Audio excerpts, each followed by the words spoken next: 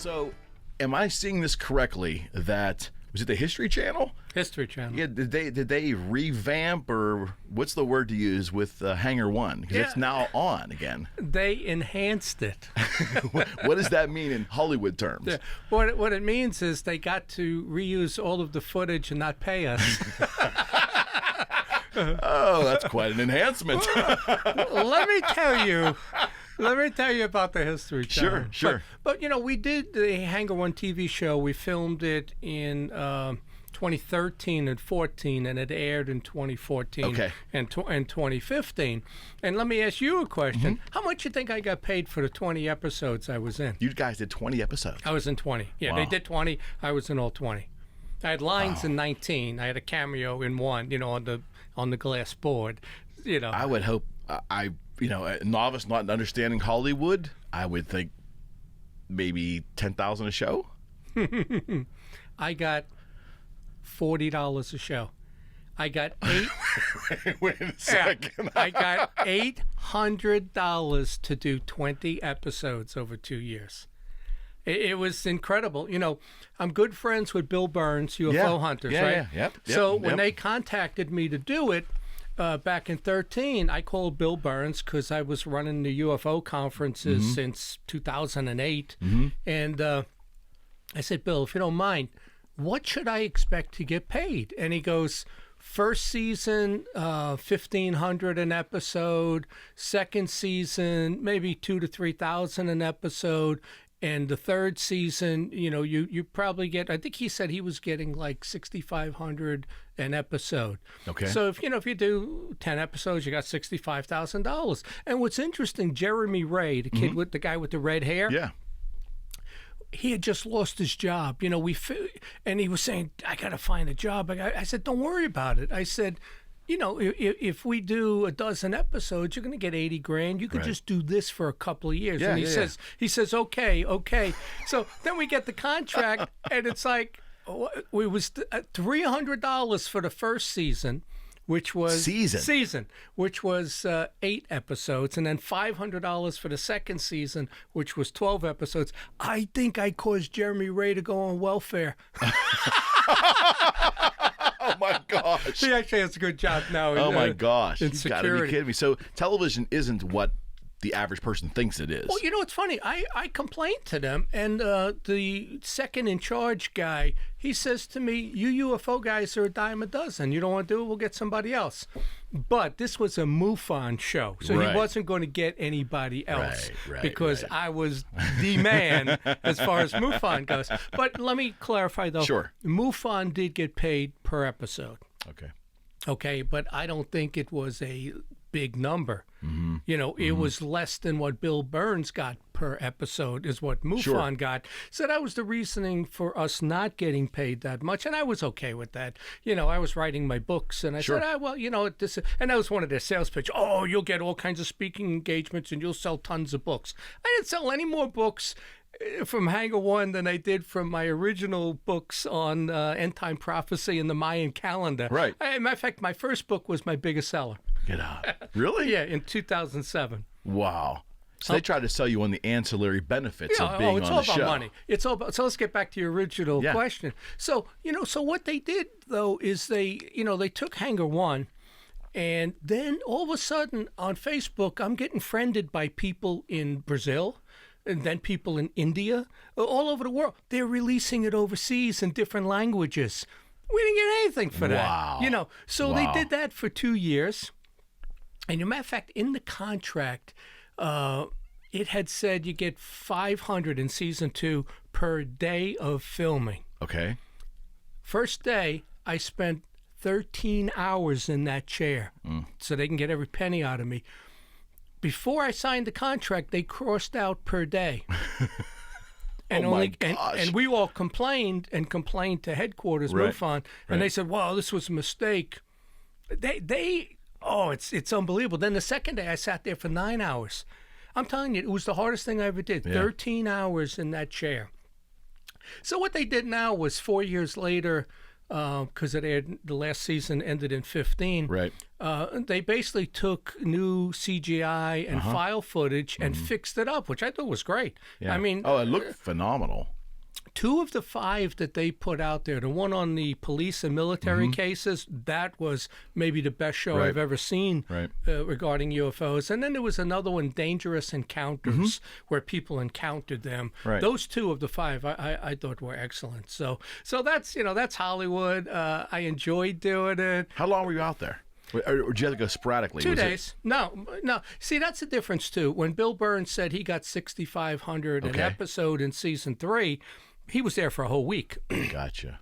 So they paid him $6,500 for a whole week. Got it. The 3 guys each. So they were spending $20,000 a week for those guys. I did 12 episodes in 2 days. Wow. Because all it was interviews like this, which is why they pieced it together. Yeah, it was 13 hours that day and 9 hours that day, and the ones they just put out recently, they then took the 20 and then rethemed them.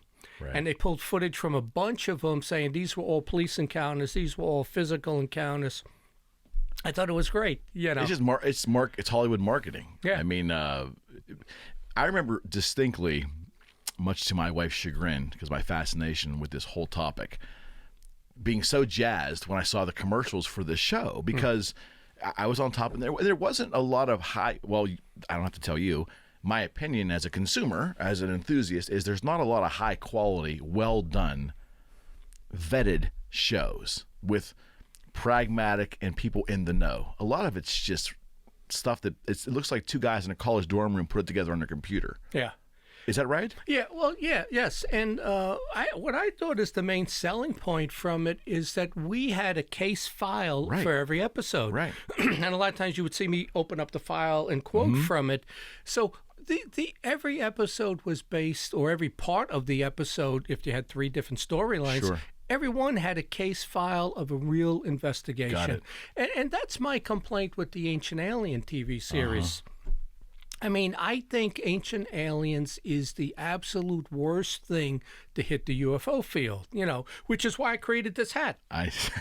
People see this and they say, make Ufology great again. Yeah, and that's what it is. Make Ufology great again. Excuse me. So it's not my MAGA hat, it's my Muga hat. Muga. So, but people see it as, I'm waiting for some. That's a great hat. I'm waiting for some Antifa guy. Where do we get those? Actually, MUFON, PA, we have them. Okay. I'm waiting for some Antifa guy to grab it. I say, hey, if you can read, please read that, and they give it back to me. I took kickboxing for 3 years, so you don't grab the man's hat. Yeah, you're going to give me my hat back, one way or another. Or I'll be on footage as the oldest guy knocking out an Antifa guy. But that's why I created the hat, was to make ufology great again. Right. Because I look at the Ancient Alien TV show and. It was good the first 3 seasons, and I remember the episode that they lost me. Okay. Da Vinci is an alien. I must have missed that one. Season 3, about halfway through season 3, they said, it's always an open-ended question. Could Da Vinci have been an alien? Sure. They don't ever say anything definite. What's the other one they use? Ancient astronaut theorist. Yeah. Ancient astronaut theorist. Believe. Yeah. Well, I tell you what, though, I laugh and say, can I get a degree in that? And the one guy started Ancient Astronaut School. Don't tell me it's the guy with the hair. Yeah, no, not Giorgio with the spiked hair. The other guy who... David? Not David. He put the blonde streaks through his hair at one point. Oh, I can't think of his name right. Real frail guy? Younger guy, not bad looking. I'm thinking of an M for some reason for his last name. We'll get it. It'll come to me. But he actually... Martel? Yeah, Jason Martel. So I got the M right. See what happens when you're 63? But... he started Ancient Astronaut School, and Richard Dolan did that too. He created courses that somebody had put out there to learn online. Now, I would believe Dolan a lot more. Yeah, he seems pretty credible, right? Your experience with him has been positive. Yeah, he's a Rhodes Scholar and a very intelligent guy, right. But I'll tell you what happened too, and this is going to be great for your listeners. Sure. I did... the first Ancient Alien conference in 2012. It was in Minnesota. Okay. And the guy putting it together had reached out to me because I was doing the local Pennsylvania conferences. Sure. And he said, John, Scotty Roberts, he said, can you help me with this? I said, yeah, absolutely. So I gave him all pointers and what to do. So I was the only, maybe there was 2 speakers there that weren't part of the Ancient Alien cast. Okay. Everybody else was from the show.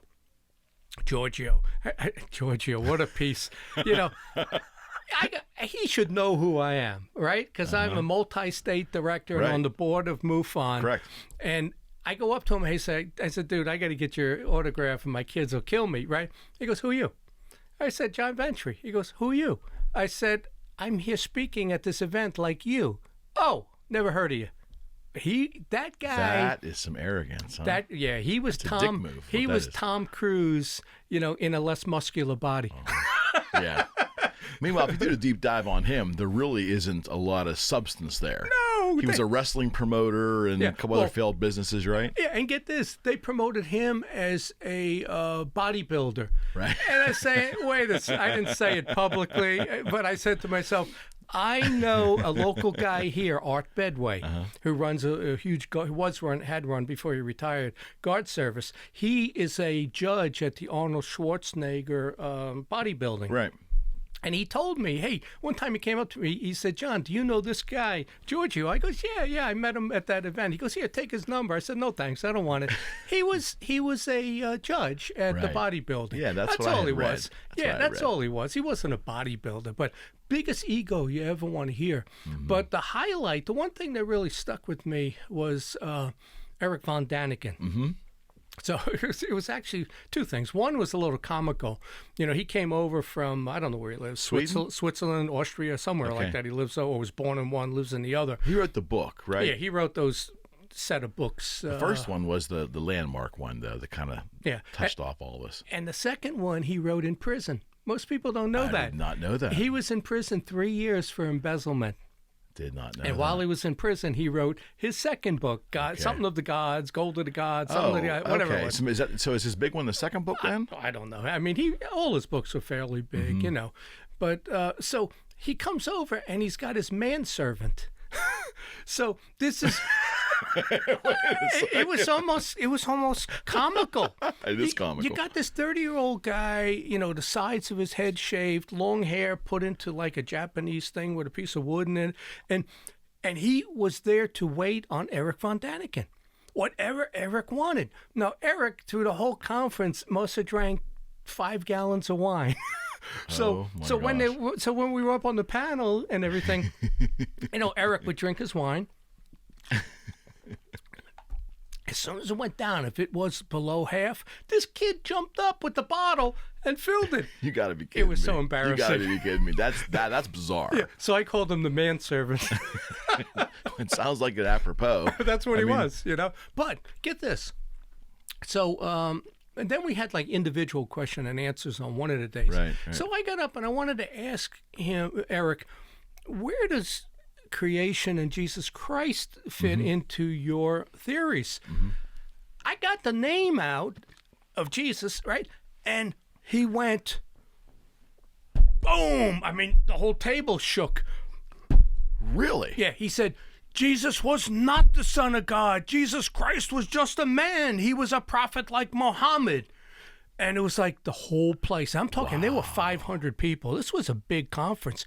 There were 500 people. All of a sudden it went silent. What? And then he realized what he said. History Channel was there filming it because they used segments in one of the Ancient Alien shows, which was all about Eric, right? So they took a break. So Eric, after the break, comes back in and he goes, let me just clarify what I said. I was a good altar boy my whole life. I believe in God. I'm not trying to create a new religion. You know what? So some executive got to him in the break. Told him. But you know what he has done? The ancient alien theorists is a new religion. And that's one of the reasons I very much disagree with that whole show. There's no credibility. And did they run out of material after one season or two, and then they started regurgitating? Because some of the stuff later on, and I was fascinated the first 2 shows. As a matter of fact, to be very specific for a second, the very introduction to that show, before I think it was a show, was an actually 2-hour special. Yeah. I thought it was well done. The first 2 seasons, even the third season, even though we got to Da Vinci was an alien. First 3 seasons, I actually bought the DVDs. I don't watch it after season 3. Right. But I remember the day when it came. When it had been on maybe 2 weeks or so, and Richard Lang, who is my publisher now, Lang Publications, he was the chief investigator for MUFON International, right? And he was with Homeland Security, great profile. And he calls me. He says, "John, are you watching this?" And I said, "What?" And he goes, "Put on the History Channel right now." So I went over, I put it on. I said, "Wow, this is a great show." So I might have got into it in episode 2 or 3. Okay. But then I watched them all. But, to say, see this? Man could not have created this. This was created by extraterrestrials, because he can't pronounce extraterrestrial. It's extraterrestrials. And I use that in He's become a character almost. Oh, now, yeah, he's doing McDonald's commercials now. Oh, I haven't seen and that. Burger King. Are One you of kidding them. me? There he is. One of them, he's doing a Burger King commercial. So, huge ego. But the thing that bothers me is, maybe we get into how I got started. Right, but so where was your first, do you remember when you were young where your first interest or first fascination came from? Well, probably my father, because, on the weekends we would sit and watch all of the black and white, horror movies, Frankenstein, Dracula. And then he'd tell me, he was born in 1930, but, to him, when those came out in 33, 31, whatever, I mean, you're probably a kid a few years later, and he'd tell me about the movies. And so I became a horror fan as early as I could speak. Okay. So I think I definitely got that from my father. But I was always a horror fan. I collected Famous Monsters of Filmland. Okay. The magazine, and I started that maybe at 11 years old, and I got a lot of the back issues. Forrest Ackerman, who was the editor, I met him a number of times, and I had no interest in UFOs. Okay. Zero. Okay. Zero. So what happened was I was my late 30s and working at UPS. They put me on an 18-month special assignment where I was traveling all around the country. Okay. I don't drink. I'm not a partier. So it's like, it's getting boring. It's like, what do I do at night? And I always wanted to write a novel, the great American sci-fi novel, right? So I remember I was in Boynton Beach, Florida, and I had all these ideas, right? And I said, do I want to write it about, that was 96. And I said, do I want to talk about the millennium in 2000? I said, I don't think I can get the book done. So I said, let me do the Mayan calendar in 2012, because it gave me 12 years to get it done. I went down to the front office. I asked for a pad of paper. I went up and I started writing. And every week on this assignment, I wrote 80 pages, and then I conked out. It was like, I don't know what else to write about. And that's handwritten, which is maybe only 30 pages typed, I actually then paid a guy $1,000 to write 80 more pages for me. And once I got the technique and he showed me how to format and how to do conversation and all of that, then I took it. Now it's at 160 pages and I tripled it. Right. I got the knack. And I sat it for 5 years. And then I went back to it. So I started in 96 and I published it in 2007. But from that, it was end time prophecy. So I was looking at a lot of different cultures and religions, and they all seem to talk about people on flying shields, knowledge from star people. I said, and I was watching, X-Files when it came out in 91 or 92. I said, well, I need to look at the UFO field. So when I got my book done, put it out in 2007, I said, let me now, I had just joined MUFON I'm trying to think what year that was. No, I joined MUFON in 98, actually. 2 years after starting writing, I joined because of what I was reading in 98, but didn't get really heavy into MUFON until about 2006. They needed a state director, and I was I had Westmoreland County and Fayette County, and they said, do you want to be state director because you're head of security at UPS for 3 states, Pennsylvania, West Virginia, Virginia. It was a great background. So I said, yeah, I'll do it. So that's where I got into the UFO field. But I would say until I was maybe, into my early 40s, I had almost no interest in UFOs, and I didn't know anything about the entire field. Okay. You have 10 years on me, so we're in the same. I lump us in the same age bracket. It seemed to become a thing, like in the 70s. It became part of pop culture. I can remember just like this $6 million man having, and don't laugh, but it wasn't like the Flintstones had the little more. I'm sure the War of the Worlds started it all, right? But in the 70s, something happened.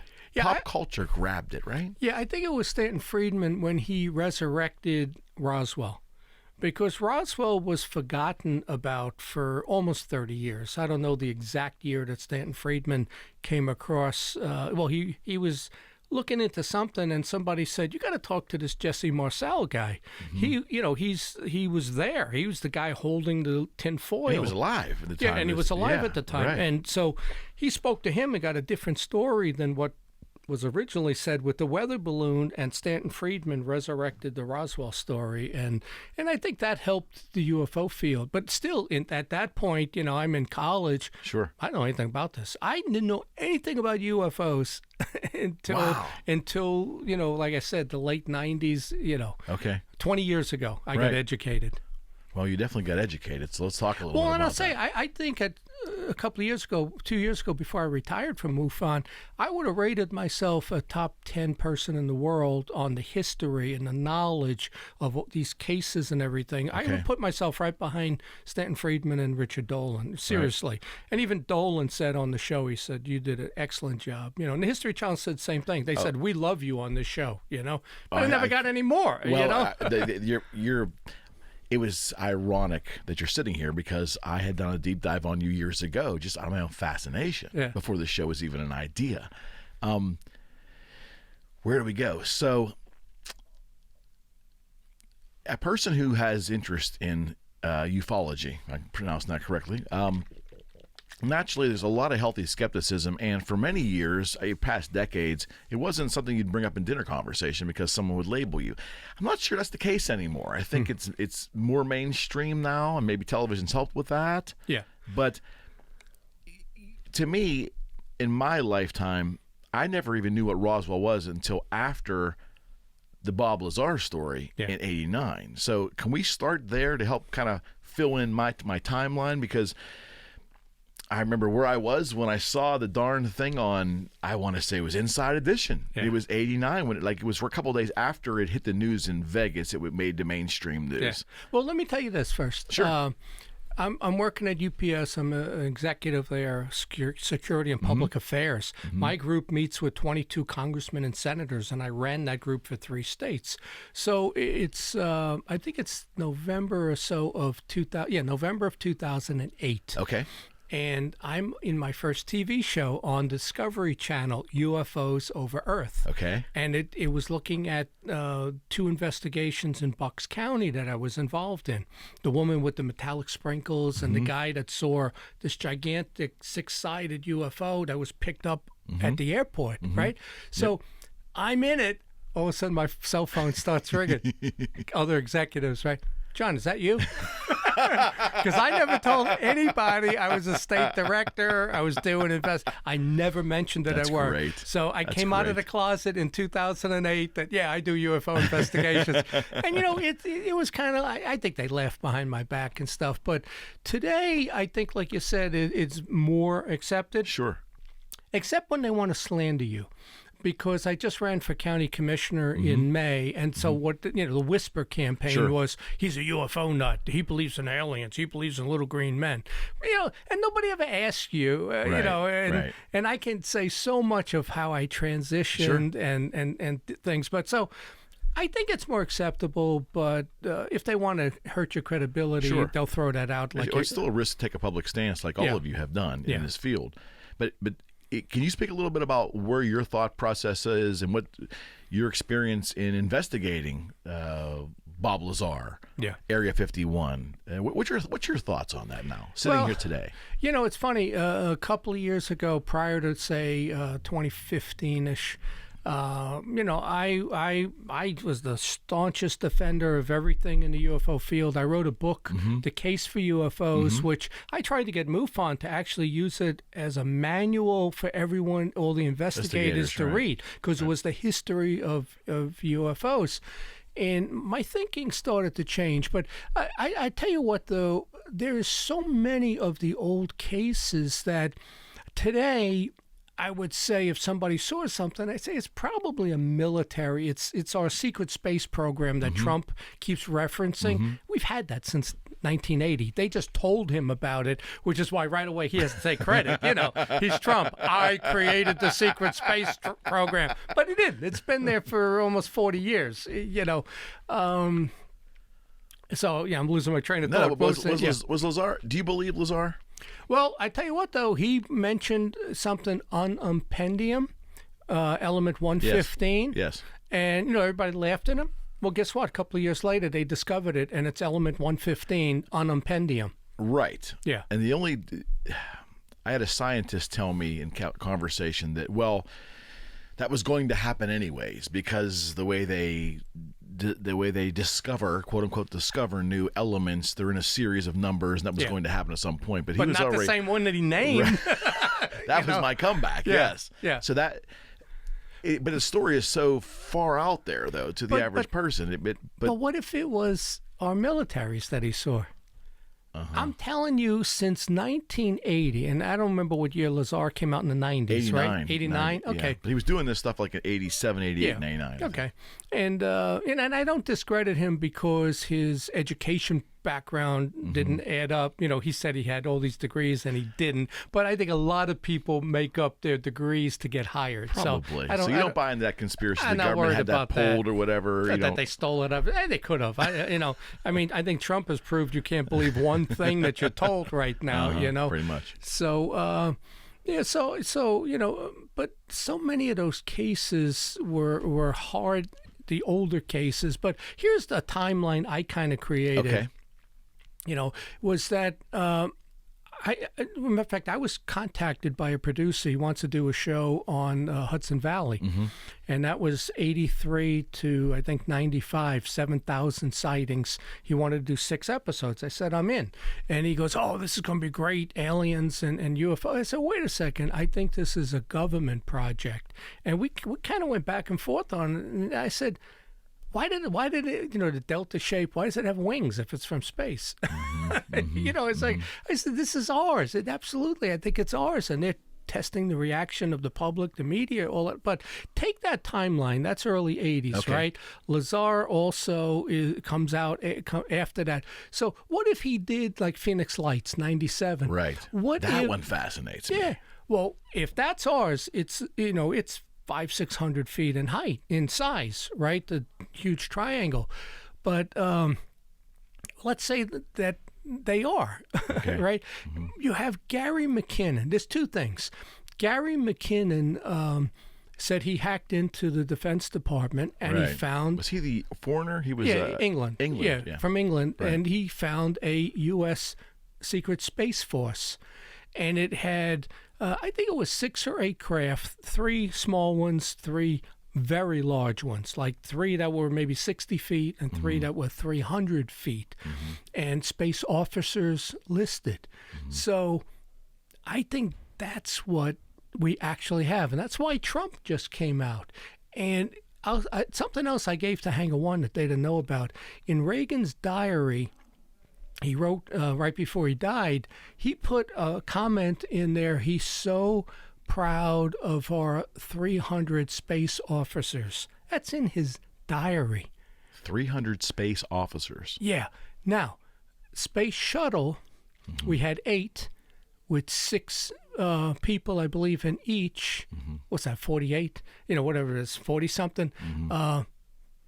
Where's the 300? Right. But the 300 in Reagan's diary matched up to what Gary McKinnon said of 300. So I took that and I started to rethink the UFO field. And I said, okay, what if, because you hear a lot of stories with Rosewell, it was a government craft, it was a balloon, it was all this stuff. I said, you know what, there was and you think about Nazi Germany, they had this stuff and they couldn't figure it out. But if you go back, there was a crash in the Black Forest in 1939. Okay. Okay, and the Nazis got that. Hitler got that. They didn't know what to do with it. You know, it's the size of this room. It's a disc. I don't know what the heck to do with it. But so let's say the crash in 39 was the only real UFO case. Okay. Or one of a handful, right? So they got that. We know for a fact the Nazis were working on jet engines, rockets, anti-gravity, the Glock, right?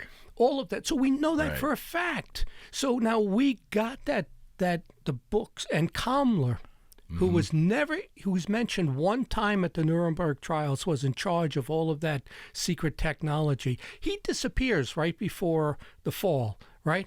He loads up all of that stuff. He cut a deal with us. He flew over in that junket, which was like a 747 that they had back then. He gave us all their secret stuff.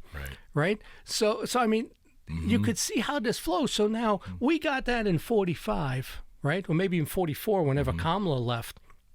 So now we're working on a anti-gravity. So what if what crashed in Roswell was an experimental craft of ours?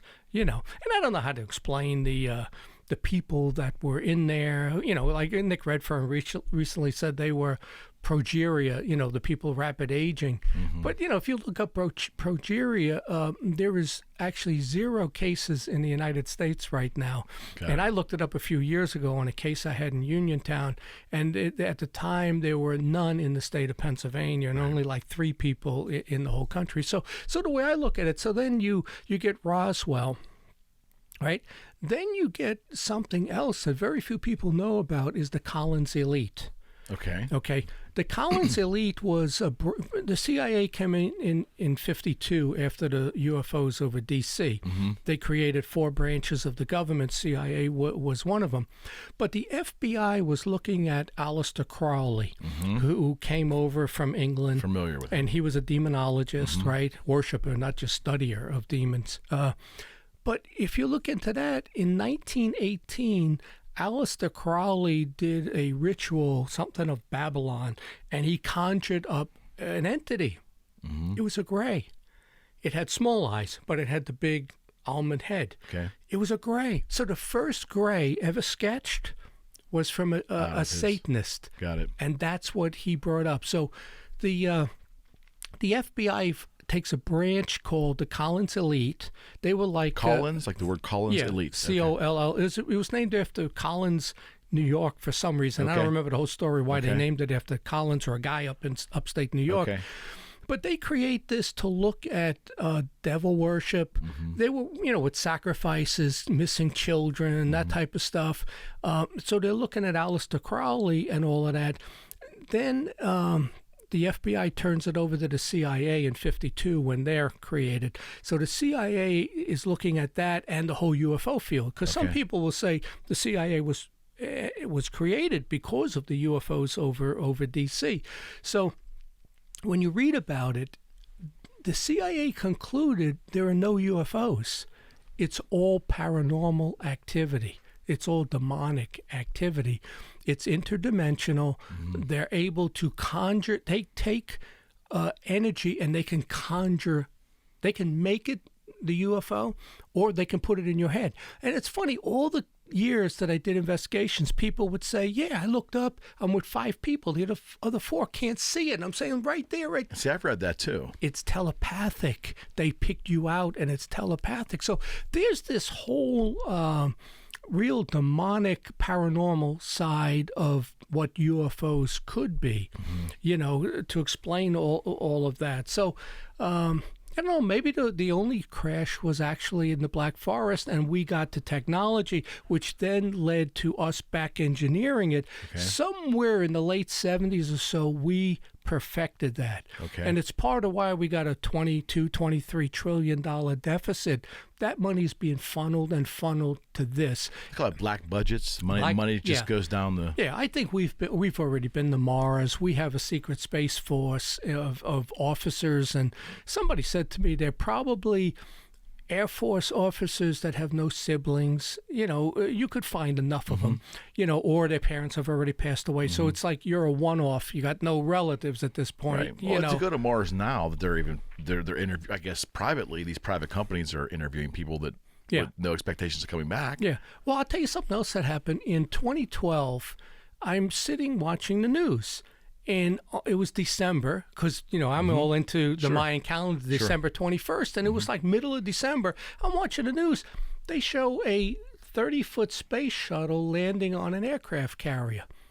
Okay, I think it was the X-37. So they said it was in space for 3 years, a remote-controlled space shuttle.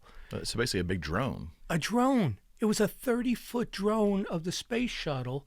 And who knows where it was or what it was doing, but it was remote controlled. Right. It went right over everybody's head. I saw that, and right away I'm putting it to my lectures and radio shows that we've been in space.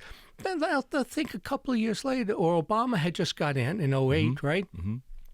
I don't remember what year, but Obama canceled the space program, right? He says, I challenge NASA to go bigger and greater, right? But we already had it. We have the X-37. Look up X-37A and B, I think it is. One looks just like a delta-shaped UFO. Okay. So now when people are seeing that, I think that stuff is ours. And then you roll into Hudson Valley. Right. That's ours in the 80s, the mid-80s. If take the Arizona Lights, for example, because the size that's being described is mind-numbing. Yeah. How could, if that was ours though, how could the powers that be think that was not going to be visible? Was it just a colossal mistake? I think they do it on purpose. I think they want it to be seen. But, there were two different things that happened that night. You had the lights over that mountain that the people saw the lights. But like an hour earlier, you had that giant triangular craft. That's what I was referring to. Yeah, that one flew over, and people said it blotted out the sky. Blotted out the stars, and Governor Fife Symington saw it. Right. Now, just think about this scenario. He saw it, but then 2 or 3 days later, after they had made a big issue of it and 10,000 people reported it, I remember. He does the press conference. With the alien head. He brings his staffer out in an alien suit and makes fun of the whole thing. He lost the governor's election because of that. Because all those people said, you know what, we saw that and you're going to make fun of us. And you had the one woman, Frances Barton, whatever her name was a councilman, and she got kind of shunned out of the whole thing. He did a mea culpa, though, right? He's on board now as a believer. Well, doesn't know what happened. 10 years later, he came out and said, I saw it too. But what would have happened if that press conference was, I saw it too, and we want answers coming from the governor? But he covered it up. And I found out something else. That's why I said, I think I'm one of the more knowledgeable people in the field. In researching the UFO history, remember James Forrestal, Secretary of Defense? Yes.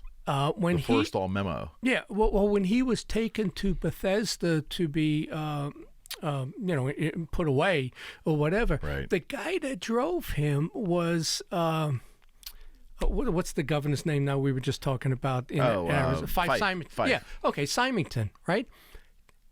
Well, Stuart Symington is Fife Symington's older cousin. Wow. Drove Forrestal to Bethesda. Be a coincidence.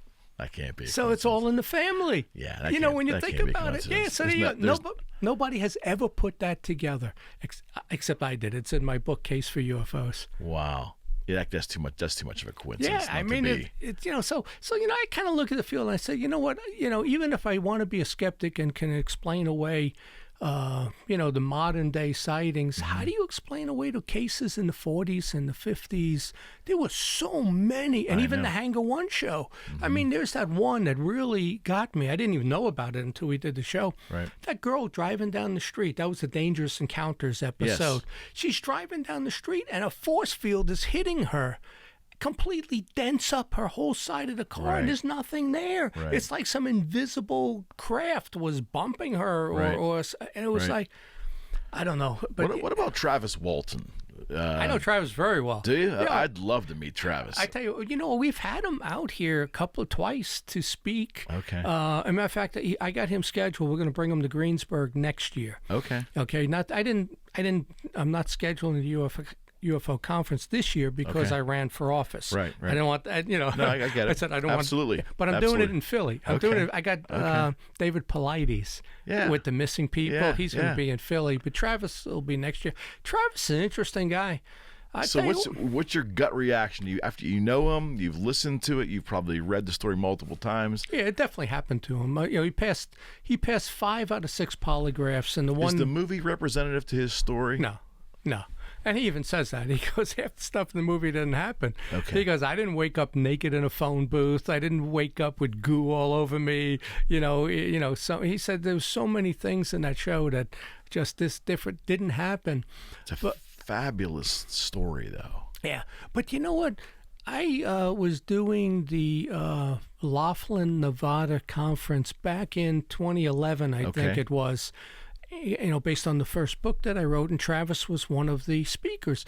And I sat down with him. I said, Travis, in reading your story, don't you think that they actually helped you, not that they abducted you? And he goes, John, that is exactly what I'm thinking. He goes, that was an ambulance call. I got it wrong the whole time, saying they were hostile and abducted me.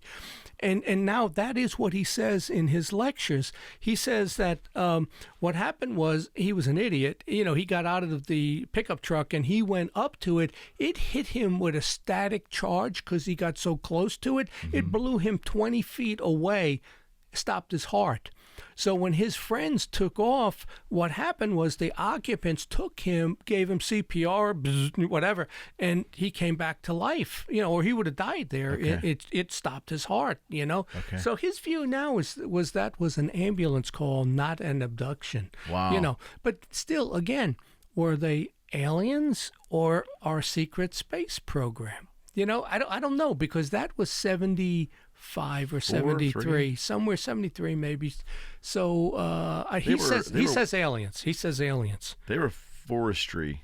They were out there working in the forest, right? They were lumberjacks. Right. Yeah. But then, the skeptic was that he couldn't get the contract done. He wasn't going to be able to meet the contract, and his mother was a big UFO fan, reader of all that stuff, and that they used that as a cover to get him out of the contract. They all would have had to keep the same story if that was true, right? But I believe him. He passed polygraph after polygraph. Fire in the Sky. If you haven't seen that movie, again, that's a Hollywood version of probably the reality, but you'll get a gist for what the story is. Yeah, he's trying to get them to put out a new version showing it in a more positive light that it was an ambulance call. But he did say there were grays.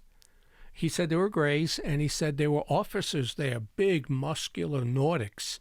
He thought he was an American officer in uniform coming to help him and get him off the ship. And it turns out they gassed him. And then because that was a rather horrifying movie. Yeah. The whole thing where he was on the ship and in the green slime pods and then pulled up, that was all Hollywood? Yeah, that was all Hollywood. And does he remember being put down on the table and the examinations and all that? No, he woke up on the table because they had just revived him. And when he woke up, he saw these, I think, 2 gray aliens there, short, 4 feet tall. He didn't know what the heck it was. He said he jumped. He did some boxing. He was pretty athletic. Right. He jumped off the table, the gurney. He's throwing things at him, and he ran down the hallway. And he said it was weird because the craft he saw hovering was 30, 40 feet, and yet the ship was gigantic. So he ran down a curved hallway into a bay, and all those little craft were there. So he must have been taken to a mothership or something, and that's where he ran into the blonde Nordic, male and female, but they were big and muscular, and he thought it was officers coming to save him. And they took him back and put him on the table and knocked him out, And then he just remembers waking up on the road. He was dropped off on the road, and he was dressed and everything, and trying to get back into town. So I believe him. He was taken, but you can make a case. Is it, so who are the grays? You have that paranormal version that this is all demonic, but you also, when I look at the UFO field, the crafts that show up, let's say they come from light years and other, galaxies. are those androids or are those the actual occupants of the planet? I don't think the people who build those and send them are in them. Just think about it. If we built something and we wanted to go look at Pluto and it's 20 years from now, we're going to put an android, AI, artificial intelligence. They might be millions of years in front of us. Yeah.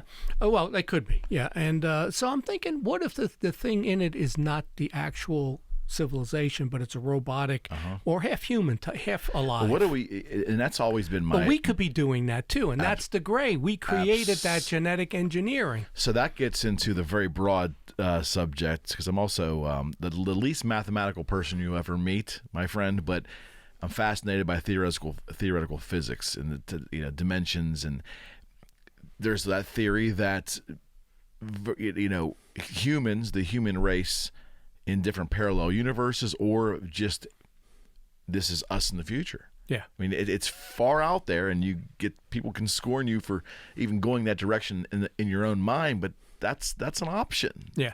I think that since Hollywood, and even if it's the government, wants us to believe that it's life in space, then it's probably not life in space. Because if they're directing you in that direction, that's not what I believe, because they're over here. Because they're all misdirection.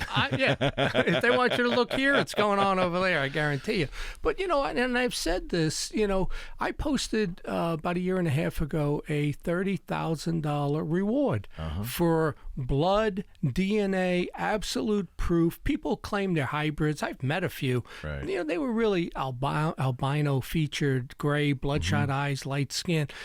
So I put a $30,000 reward out there for something that I can take to a hospital lab to show this is not human DNA, and it was no takers. It was actually a little comical as to the proof that I was receiving, Well, and I think that's fascinating that you've evolved in your opinion, because there's always those attempts, at least on television, to prove that that's happened. Dr. Greer, he had an entity that was, once it was forensically determined, that was just a small child from. Yeah. I mean, there's always something, or implants that are being removed from the body. He got mad at me. Dr. Greer, do tell. Everybody gets mad at me. Stephen Greer, right? Yeah, Stephen Greer. What's his story, as far as you know? Well, he's an emergency room doctor, so here you got a highly educated, credible person who's been with ambassadors and to other countries and stuff.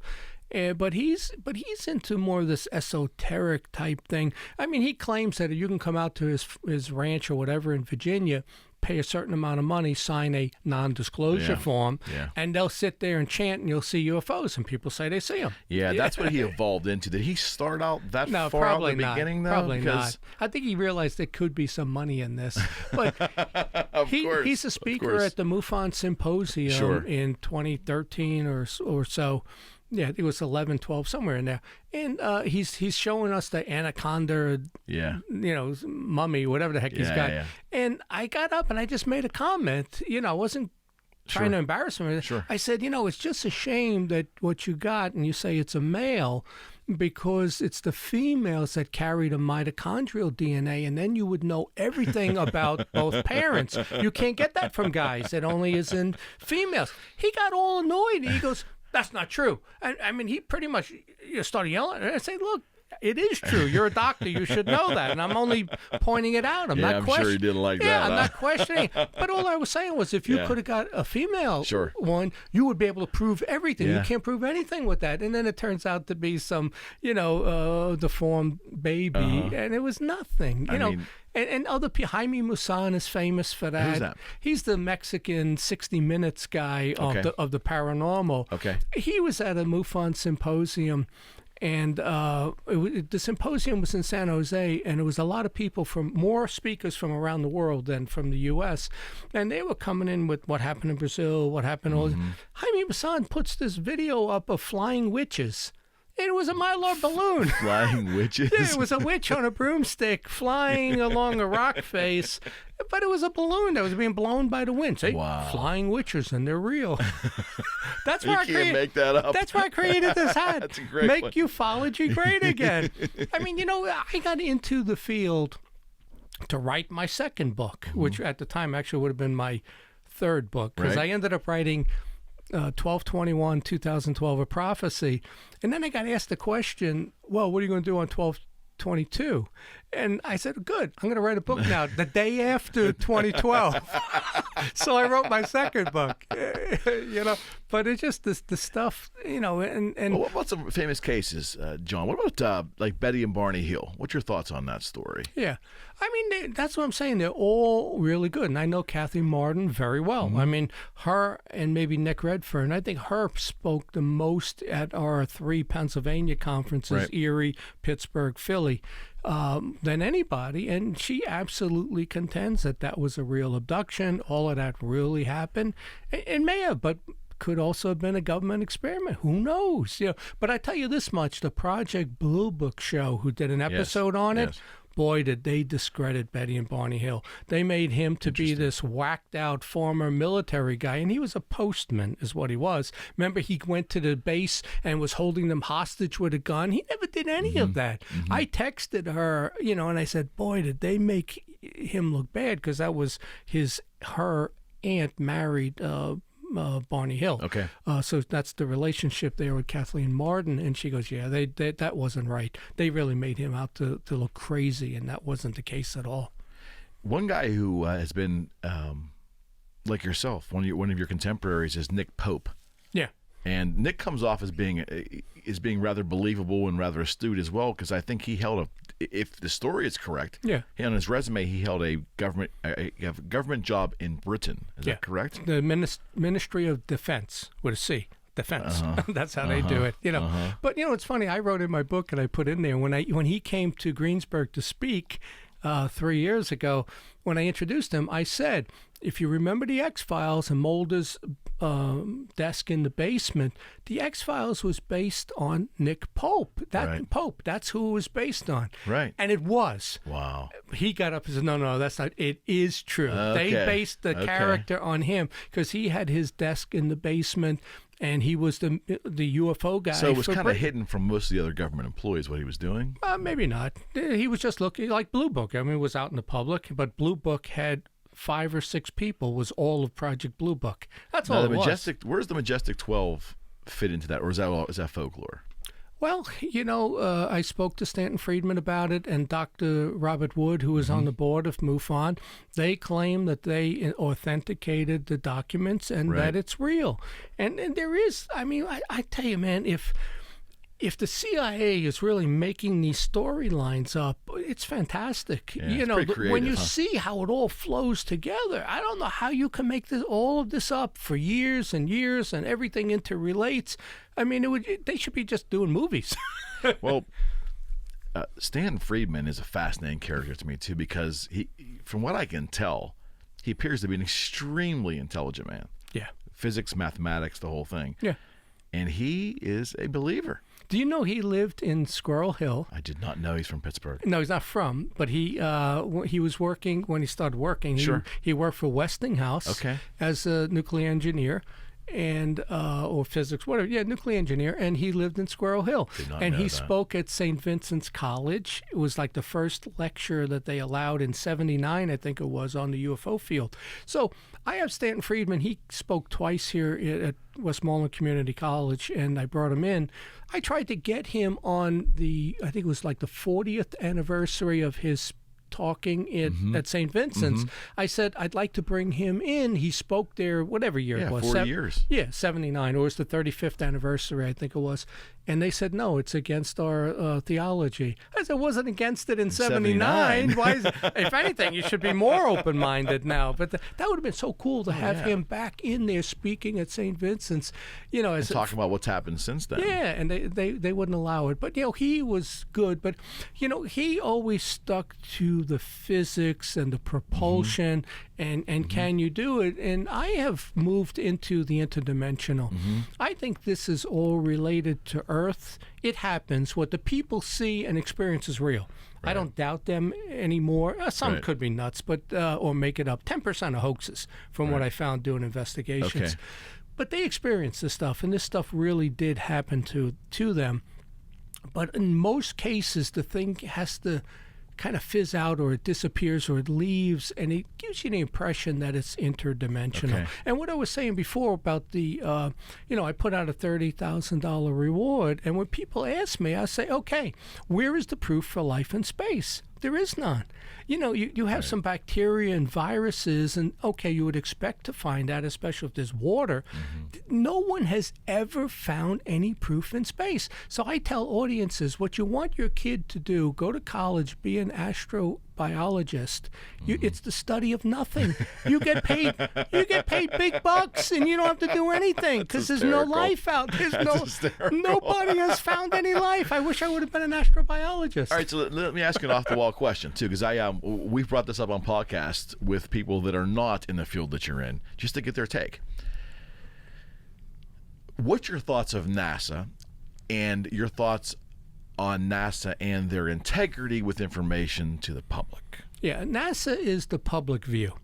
So NASA is the public view. Yeah, of UFOs. So they're the ones to make you think it's coming from space and all of this. I see NASA and the Air Force as the public propaganda view. Okay. The real work is being done by the NSA and the Navy. Okay. Okay, and some inside people have said it's the Navy that has always been involved in the UFO field, and they let you believe it was the Air Force.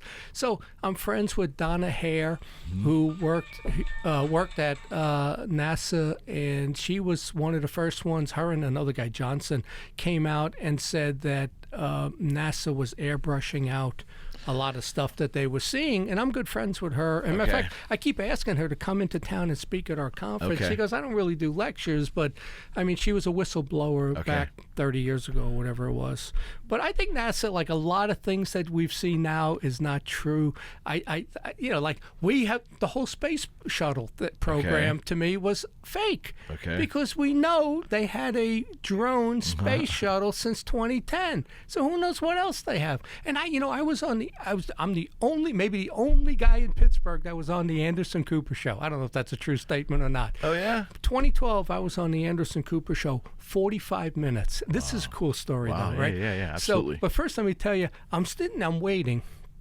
I'm there to defend 3 women, 2 that were abducted, 1 that saw a UFO. The 2 were from Kentucky. The 1 was from Bucks County. I investigated her case. So I'm standing waiting. I'm all mic'd up. I don't know who's on for the first 12 minutes, but it's commercial break, and they're pushing me. You got to get in now, right? Out walks, I can't think of her name. The nanny. What's her name? From the show, the nanny. Oh, Fran Drescher. Yeah. I was in 3rd grade with Fran Drescher in Flushing, right? And it's like, I'm so stunned. She's crazy. gorgeous. That's crazy. She's gorgeous in person. But she comes walking out. I say, hi. I don't say anything else. I'll never meet her again. I was in 3rd grade with her. And I also knew she had an alien. Her and her husband separately had seen UFOs and everything. Okay. And I knew I was on the show to defend these 3 girls, and Joe Nickel from Skeptic magazine. Okay. Well, they didn't tell me he was going to be there. They said there would be a skeptic. So I said, I don't care who you bring in. On hindsight, I should have said, Fran, I was in 3rd grade with you. Do a about face, sit in the audience, and when it comes up that they're going to berate these 3 girls, you stand up and say, wait a second, I saw that too. You know the way she talks? That would have made good television. It would have been great. But, hindsight's 2020. That would have made great television. Yeah, I used to say, like, hindsight's 2020, and then I say something about 2012. The book, enough. right? Fair enough. So we go in, and... so I'm defending these 3 girls. Sure. But one of the things, Anderson, he was fair to an extent, but he wouldn't believe anything that you couldn't prove. And, and he said to me, well, you think the government can keep secrets? And I said, yeah, we kept the Manhattan Project secret during World War II. That's very true. The stealth fighter is 1976 technology. We didn't show it until 88. The show I was on, Anderson Cooper, was before I saw the X-37B landing on the space. I didn't know we had a drone. So I gave him some examples, and he wouldn't believe it. The other thing they did, too, was they edited a lot of my answers out. It was really... That's the worst. I didn't think that would go on. The production guy, he wanted Joe Nickel. He didn't want Anderson to look bad because I gave good answers. And I actually was winning the argument. As a matter of fact, they laughed at Joe Nickel when he said, these girls saw Jupiter. And I said, Jupiter's like 6,000 times the size of Earth, and it's in the sky 50 feet from them. How can it be Jupiter? They laughed at him. They dubbed out the laughter, Of course. And then at one point I said, they cut out some of the stuff I said about the stealth fighter and that type of stuff. Yeah. But, I said, these three women deserve a lot of credit to come here and tell you what really happened. It takes a lot of guts to do that. And they gave a standing ovation. They cut that out. Really? Yeah, it was really a shame that it was a taped show. Okay. But they didn't want Anderson to be in a show saying, yeah, I believe in UFOs. And he never did say he did. He said, I want to see the proof. And I thought about that when I put the $30,000 reward out early last year. Where's the proof? So, I kind of now agree a little bit with him. After 22 years of doing this, the Tic Tac video and Tom DeLonge, okay, you claim you got a piece of a craft. You know what? I am so tired of all of the stories, and I love the stories, which is part of why I got into it. But I want to see the proof. I want to see, like I said, the blood, the DNA. Right. Show me a piece of metal that the properties don't add up to anything that we have. And, and it's still not there. So, to me, I'm waiting for the proof at this point, but I love it. What is the story with Tom DeLonge? Blink-182 was a band. It was somewhat on in the years I was in the guitar business, it was somewhat on my radar. And then he just quit his career to basically... Something I read said he was going to be the one who brings it to the forefront. And that may be the truth. Now, it's interesting that he had previously wrote a novel, a sci-fi novel, where the aliens were demonic. Okay. Get that? Isn't that? And he has made statements that these people are heroes defending us against the devil. Interesting. So that part I agree with him because that's kind of part. The alien abduction to me is totally a demonic infestation. I believe that 100%. Okay. That has nothing to do with aliens. Now the craft that you see, that's a different deal. But Tom DeLonge kind of like, okay, it's almost like the CIA got together and said, okay, how do we break this to the public? Do we use 62-year-old John Ventre, almost 63, or 80-year-old Stanton Friedman? Right. Or do we get a guy in a rock band? Who are the millennials going to believe? It's the rock band guy, right? This is our guy, Right. So that's what. So they got him. Then they got some people from the government agencies there, and one is Chris Mellon. I had lunch with him before all of this broke, and he was telling me, and I again was asking him, how do you know it's not our space program? And he goes, well, I worked for the Department of Defense, and we don't have anything like that. And I said, well, maybe you just don't have a high enough clearance. Maybe you don't know. He didn't like that. I'm sure he didn't. He didn't like that because, I'm kind of... on the very first episode of that Hangar 1, you talk about presidents in there. That was episode 1. And that's horrifying to me as a citizen that something can be hid from the number one elected official, elected duly by the people of the country. Yeah. Well, they are not accessible. Then who is above that person? Well, 2 points. One, a quick story is I was always friends with Congressman Tim Murphy because I ran the congressional stuff at UPS. Sure. So, and I had told him I was going to be in this TV show.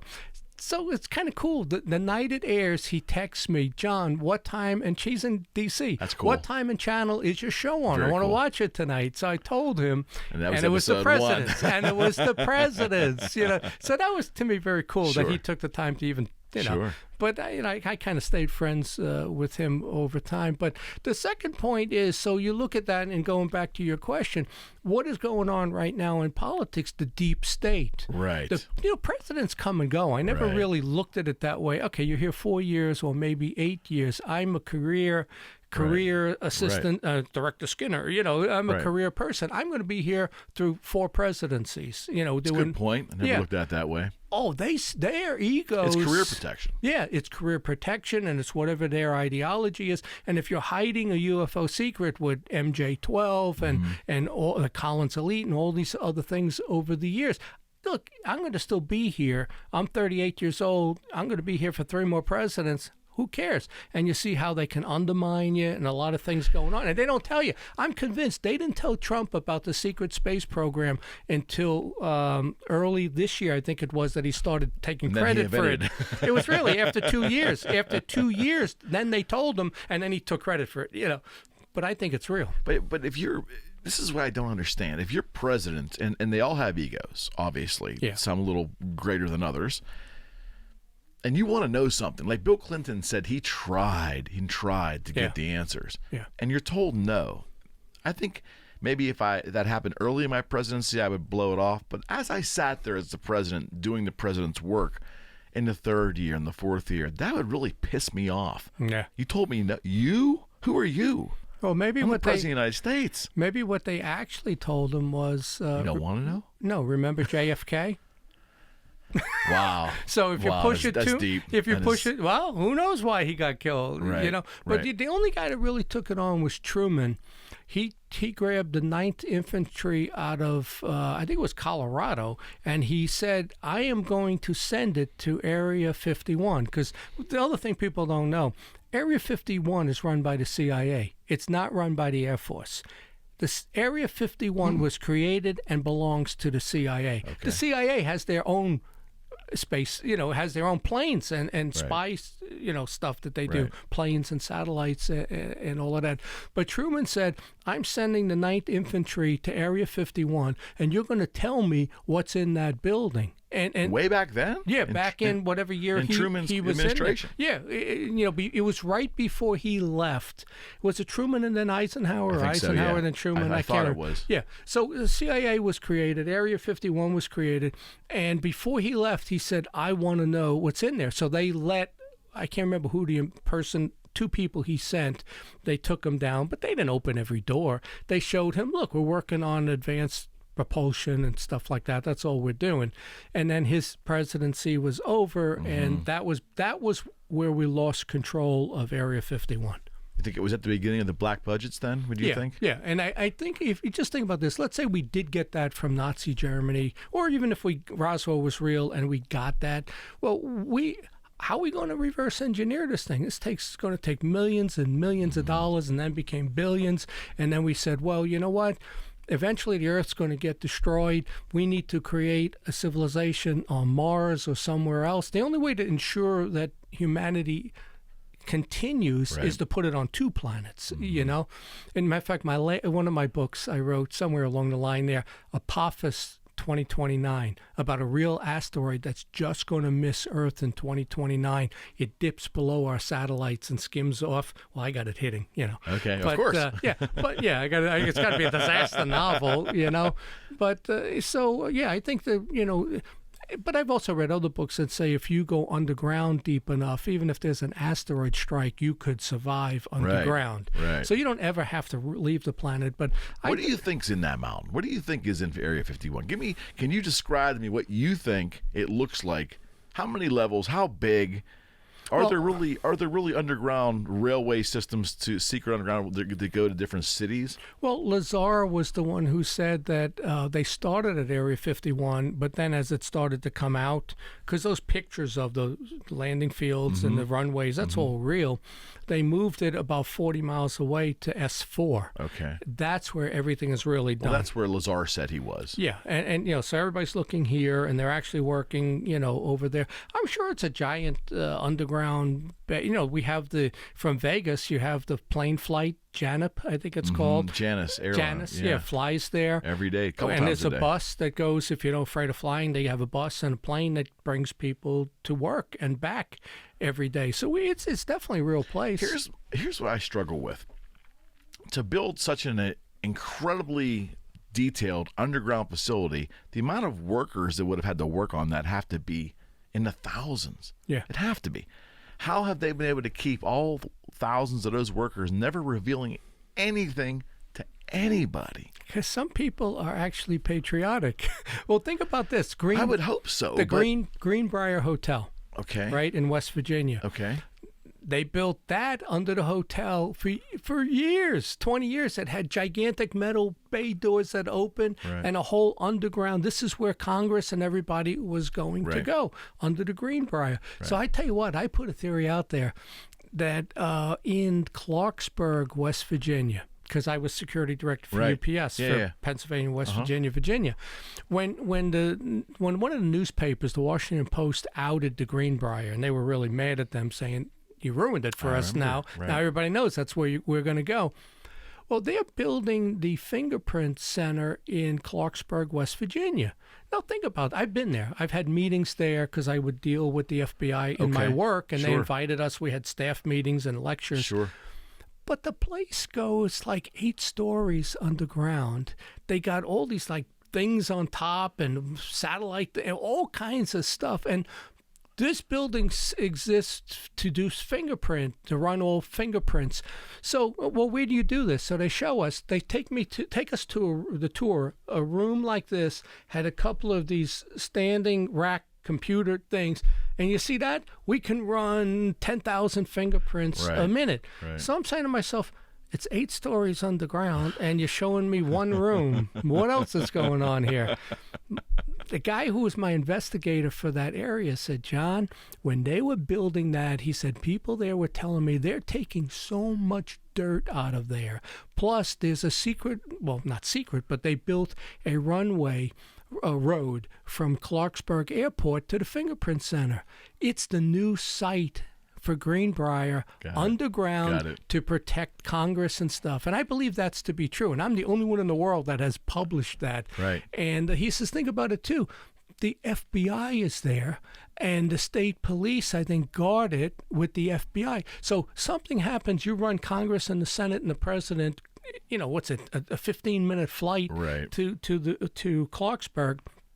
They go in there, and you've got a 200-man military there between the state police and the FBI to protect you. You know, so, but nobody else has ever said that that's the fallback. I'm the only one that has said that, and it's in my book, so it's copywritten. That's it. But it's amazing that can get constructed because it's never spoken about. The locals know about it, but they don't say anything. They know that there were trucks and trucks taking dirt out, and that thing goes deep. It's probably got a nuclear reactor under there too, you know? The thing about the presidents just drives me nuts because I would think that my guess, John, is that they're told that we do have things and to protect religion, to protect order in society, we're not going to. It's not in the best interest of society to reveal. Do you believe that? To reveal that stuff? Yeah. Well, I'll tell you another interesting story. Maybe I shouldn't tell the story. Oh, please do. There we go. I'm at dinner with my 2 cousins. Right. Okay. They both went to the Air Force Academy in the 70s. Right. So, you know, they were the more successful ones than me. So you've done okay. Yeah, I know. I saw the car out front. You've done okay. Yeah, actually, that's the cheaper of my 2 cars. Nice. But nice. So my one cousin is a 1-star general in the Air Force. Okay. My other cousin worked for the CIA.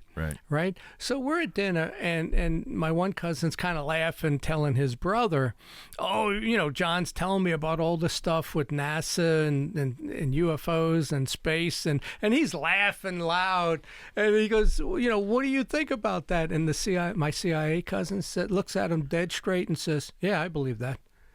And you had to see my other cousin, you know. You got to be kidding me. His jaw dislodged. Wow. Down here. What? So, but he did. The Air Force cousin said to me, John, I'll tell you this. You don't ever have to worry about Russia or China. We got stuff that they don't, and you can sleep good at night. You wouldn't believe the stuff that we have. And I believe him with that. And that's why I think there's a secret space program. And I think we've had this stuff because we don't show it to you until we got something else, you know, and that's really what goes on. Didn't we, right before the war ended, to bridge on your prior point, we brought Nazi Germany's #1 rocket maker here, and wasn't he the founder theoretically of NASA? Yeah, but he was the #2 guy. Okay. Russia got the #1 guy. except he was older and not in good health, but he was the smarter of the. Interesting. We got von Braun. I don't remember von the guy. Braun, right. But think about it. Who got into space? Werner von Braun, right? Yeah. Werner von Yeah, Werner von. Yeah. So who got into space first? Was the Sputnik? Was Russia with that guy from Germany? But the problem was they had their problems. They only had him. Got it. We had von Braun and tons of the Nazis because we brought them and said, okay, you can go to Russia. It's really cold there. We'll put you in Florida, right? Or we can put you in like Arizona and Nevada. You become a citizen, you get a house, and you get a job, and we wipe your record clean. Which, really is, I mean, when you revisit this history, of course, that really was an affront to the Jewish community in this country. Yes. It really, really was. And it just gets glossed over. But... It was a smart move, but, we've always continued those experiments that the Nazis did, and Unit 231, X-Files touched on it. In Japan, when they invaded China, had an area just as bad as Nazi Germany called Unit 231, where they did horrific experiments on the Chinese. And it's one of the reasons China hates Japan. Right. And one day they're probably going to wipe them out because of that, and they've never apologized. But then you go look at the history of us, and it's like if you want to be in the CIA and that end of it, you got to not have a conscience. Everything is whatever will benefit, the country. But, we tested syphilis, on soldiers. No question. We sprayed them with stuff. We've done all these things, like the first A-bomb, and there you are standing there as the blast hits you. Duck and cover. Was it duck and roll? Yeah. So they're teaching kids to duck and roll. When you watch the film, and a couple of those soldiers drop down into the bunker, where they saw that thing and said, "Oh my God!" and it's coming at you, and the other guy stands there, and his mouth is fluttering because the blast hits. But we have a history of that where we continued those experiments. Even look at all the stuff. I look at it now and I say, really, Ebola, H1N1, HIV, all of these things because somebody turned over a rock in the rainforest. We disturbed the environment, or are they experiments that either got out, like man-made, like Lyme disease got out of Plum Island on Long Island, or are we testing them in Africa? And boy, I'd like to think not, man. But I mean, you know what? I think it is. I honestly think it is. I don't think that these things are just in the middle of the jungle, and because we cut some trees down and turned over some rocks, all of a sudden we got Ebola. I don't think so. Yeah, there was correct me if I'm wrong on the name, but was it Montauk? Was there experiments done in New York and Montauk at the facility, which is pretty horrific? That's a whole another story. It's funny too. I do Fred Saluga, the West Virginia MUFON State Director, and I created a YouTube channel that has 80 lectures on it that I produced, wrote, co-hosted. What's the name of the channel? It's Make Ufology Great Again. Okay, Make Ufology Great Again on YouTube. Yeah. Well, if you go to my website, johnventre.com, about halfway down it says free lectures, free conference lectures. If you hit that, one of them is on Montauk, and Montauk, that show that's on Netflix right now, Stranger Things, was based on. I didn't know that. Yeah, I was like one of the first people. I'm sitting there, my daughter's watching it, and I said, this here parallels the Montauk Experiment. Wow. So I looked online, and there were a couple of people who said that. So then I did an episode and threw it out there. Right. This is from Stranger Things is based on the Montauk Experiment. Wow. But that whole thing, I mean, it goes back to the Philadelphia experiment, and I think I was 43, where they were trying to cloak a destroyer. I remember that. And Tesla was involved. This was all real. Tesla pulls out once he realizes this is a military weapon. Although they were trying to create a ship that would not be seen by subs, because both, ships, cruise lines, everything was getting torpedoed by the Nazis. So that's what it was about. So whatever they did with the Philadelphia experiment, it goes from Philadelphia to Newport News, I think, and back. And, they say some of the soldiers got fused to the deck, some went crazy, some disappeared. There were a pair of brothers on the ship. When it went to Newport News, one jumps, or while it was going, something like that. Wow. Only one brother came back. Wow. The other brother when he jumps, ends up on Long Island in Montauk Point. So I didn't hear that. The ship goes from Philadelphia to Virginia, comes back to Philadelphia. He jumps off at some point, and the one brother ends up. So he's the one then, I guess, then out there. And they start doing these time travel with the chair, and he's involved in that. But again, one of the things that they did was some creature showed up, which was part of it, and they have it on video. There are pictures of it.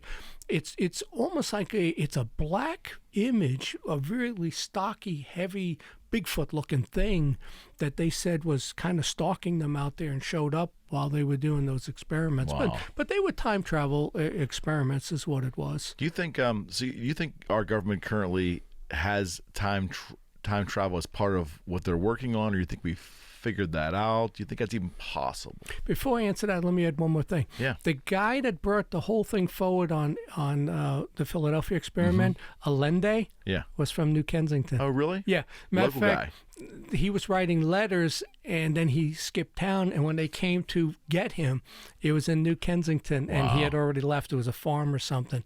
So he was local. But, the time travel thing, that's why I say, in one of my books, I think The Case for UFOs and The String Theory of the Unexplained, two of my books, I put 7, 8, 9 different possible explanations. One is from space, the other is interdimensional, another is time travel. So if we're it and there is no life in space, no intelligent life in space, then maybe what we're seeing are humans 1,000 years from now coming back in time. And think about environmental stuff, the movie Children of Men, you can't reproduce anymore, maybe environmentally or even with the sun, radiation-wise. So now they look like the grays. Maybe it stunts their growth. They don't have hair anymore. Whatever. That could very well be us coming back from the future. Maybe all the abductions are to get genetic material to repopulate because we're dying. And I'll tell you something else that kind of, it's interesting. At the last book I did, I took a comparison. I looked at religion and compared it, and I also compared demonic possession to alien abduction, and we can talk about that later. Sure. But one of the things were, I went to a creation conference in Myrtle Beach last year. Okay. And he's talking about, Adam and Eve. And if you remember how long they lived, and every generation lived less, 1,600, 900, 600. And it was incest because there was... Sure, certainly. That's it would have to be. That's where the women came. So you have all these genetic... defects, which is the reason why each generation, lived less and less. So, and I don't remember what the point I was going to make. But the time travel in general, it's possible. I mean, I think theoretical physicists will tell you it's possible and how it can be done. But is it really possible? Yeah, sometimes it leaves my brain. That's all right. Yeah. Well, here's one of the statements they made to refute evolution. Was that they believe the human race, there is no life in space, and that humans only have an 8,000-year lifespan because of genetic mutations and deformities. So when they showed Adam and Eve and how each generation lived less and less, and it is a biological fact that every generation has more mutations, and as you age, you are constantly getting more. That's why you get cancer later, predominantly, and diseases later because of mutations. So their point was Adam and Eve, 4,000 BC, Jesus, 4,000 years later, our lifespan is basically 4,000 before and after Jesus. So we have 2,000 years left. And by the time you go out another 2,000 years, between the environment and our own mutations and genetic stuff, and it kind of wipes out the species. It wipes out the ability to reproduce, or you end up getting so few humans healthy. That's an interesting theory. I'm telling you, it made so much sense the way they presented it of creation. So my book of end time prophecy is, I should have said it in the year 4000, but I made another mistake in the one book, my first book. I did a second flood. and I wasn't very biblically versed, and it said in the Bible that God will never destroy the earth again by flood. When he destroys it, it'll be by fire. I didn't know that because I wasn't, I was like a really lapsed Catholic. Sure. So I needed to base it on a fire, either a super volcano. I'll tell you something about that. Yellowstone super volcano. People ask me, well, have you ever Men in Black? Have you ever been harassed or anything? I say, no, not in the UFO field. But the first book I wrote on the end time prophecy, well, the 3 books I wrote, which are novels, when I did radio shows like this, and I actually became famous talking about 2012. Right. That's what people knew me 10 years ago, was my novels on 2012. And 4 times when I brought up the Yellowstone supervolcano, 3 times we went off the air and had to dial back in. It's interesting. 1 time the signal was taken down. We didn't go off the air. And then just recently, it was only 2 years ago, maybe, I'm on some guy's show, and it comes up in the conversation like this. We're talking about UFOs, and then I brought in the Yellowstone thing. I'm telling you, we're talking, and all of a sudden, there's a helicopter over my house. And he even said, John, what is that noise in the background? I said to him, there's a helicopter hovering over my house for like 5 minutes, and it's low. I mean, you could hear the thing above the house. That's crazy. That's crazy. But, and then the one guy, Kevin Smith, called me, and he was the one where the first time it was taken down, the second time he said, John, the signal went so low, I thought we were going to lose you again.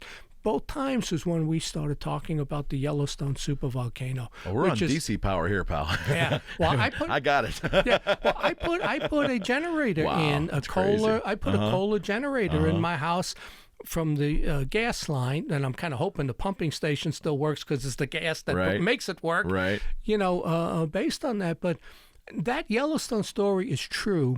When Obama, well, what is it about? Well, what happened was, it's an interesting story.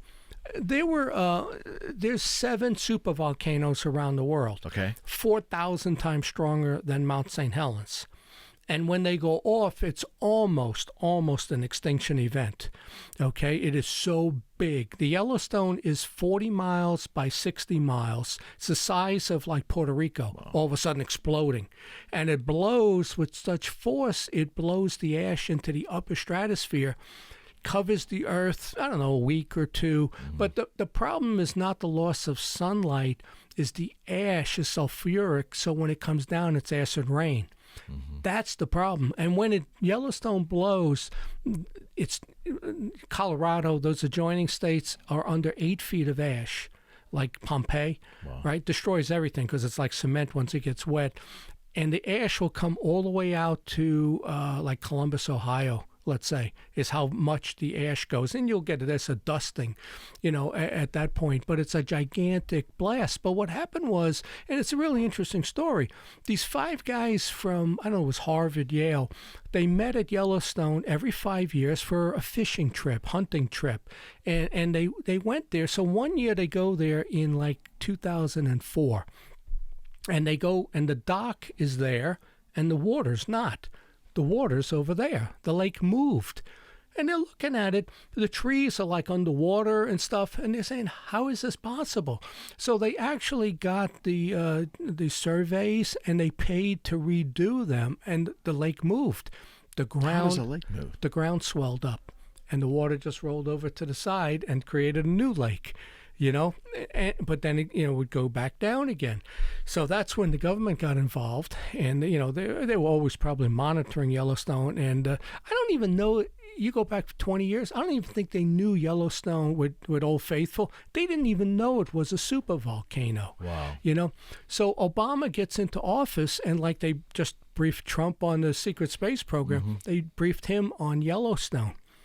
They actually, in 2008, when he got in, and I read it was actually 2006 that they got concerned, Yellowstone was having all kinds of tremors, like 20 a day. That made the news for a while, didn't it? But they cover it up. The blacktop, the road going in would just melt.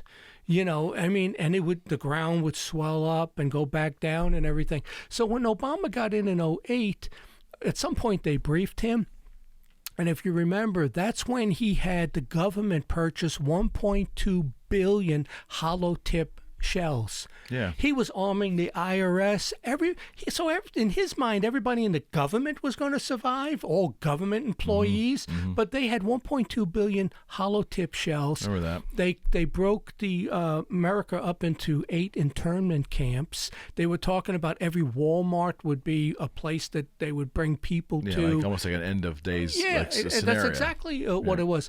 And they ordered millions of caskets, and there were places that all these caskets were stacked, like in the middle of nowhere. Hearing that. He never once told us what it was about. He refused to say what it was about. Yeah. Well, it's just training for Homeland Security.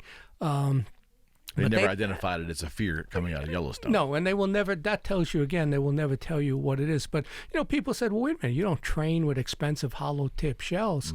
But they thought Yellowstone was going to blow. So when I was doing my lectures back around 2012, actually leading up 2010, 2011, 12, I was talking about it, and that's the only time my signal ever came down. Yellowstone's real. And, it's like... Is it just we're on borrowed time, do you think? Well, it blows every 600,000 years, and the last time it blew was 640,000, and it's active. And 3 of the 7 supervolcanoes are in the U.S. There's 2 right either in Nevada, California, or right on the Mexican border there. There's 2 more. Those aren't active, but Yellowstone is the one that's active right now. So, I mean, it's not a planet killer, but when it went off, there was the one in the Philippines that went off 72,000 years ago, which is also a reason why you can't believe a lot of the radiometric and carbon dating. When these things go off, it changes you can't. I always wondered about that. It doesn't work. It doesn't work. But what they said is another interesting story. A biologist who was also an archaeologist, let's say, he was at a biology seminar, and they said 72,000 years ago, the human race got down to about 1,000 humans. Maybe it was Noah's Ark also, but but it got down to 1,000 humans and almost got wiped out. And they said, we really don't know why the genetic pool, and they know that from the mitochondrial DNA. We don't know why. And the guy raised his hand. He goes, wait a minute, I'm an archaeologist also. 72,000 years ago, I think it was Mount Tambora blew. It was a supervolcano, and that wiped out 95% of the life on the planet.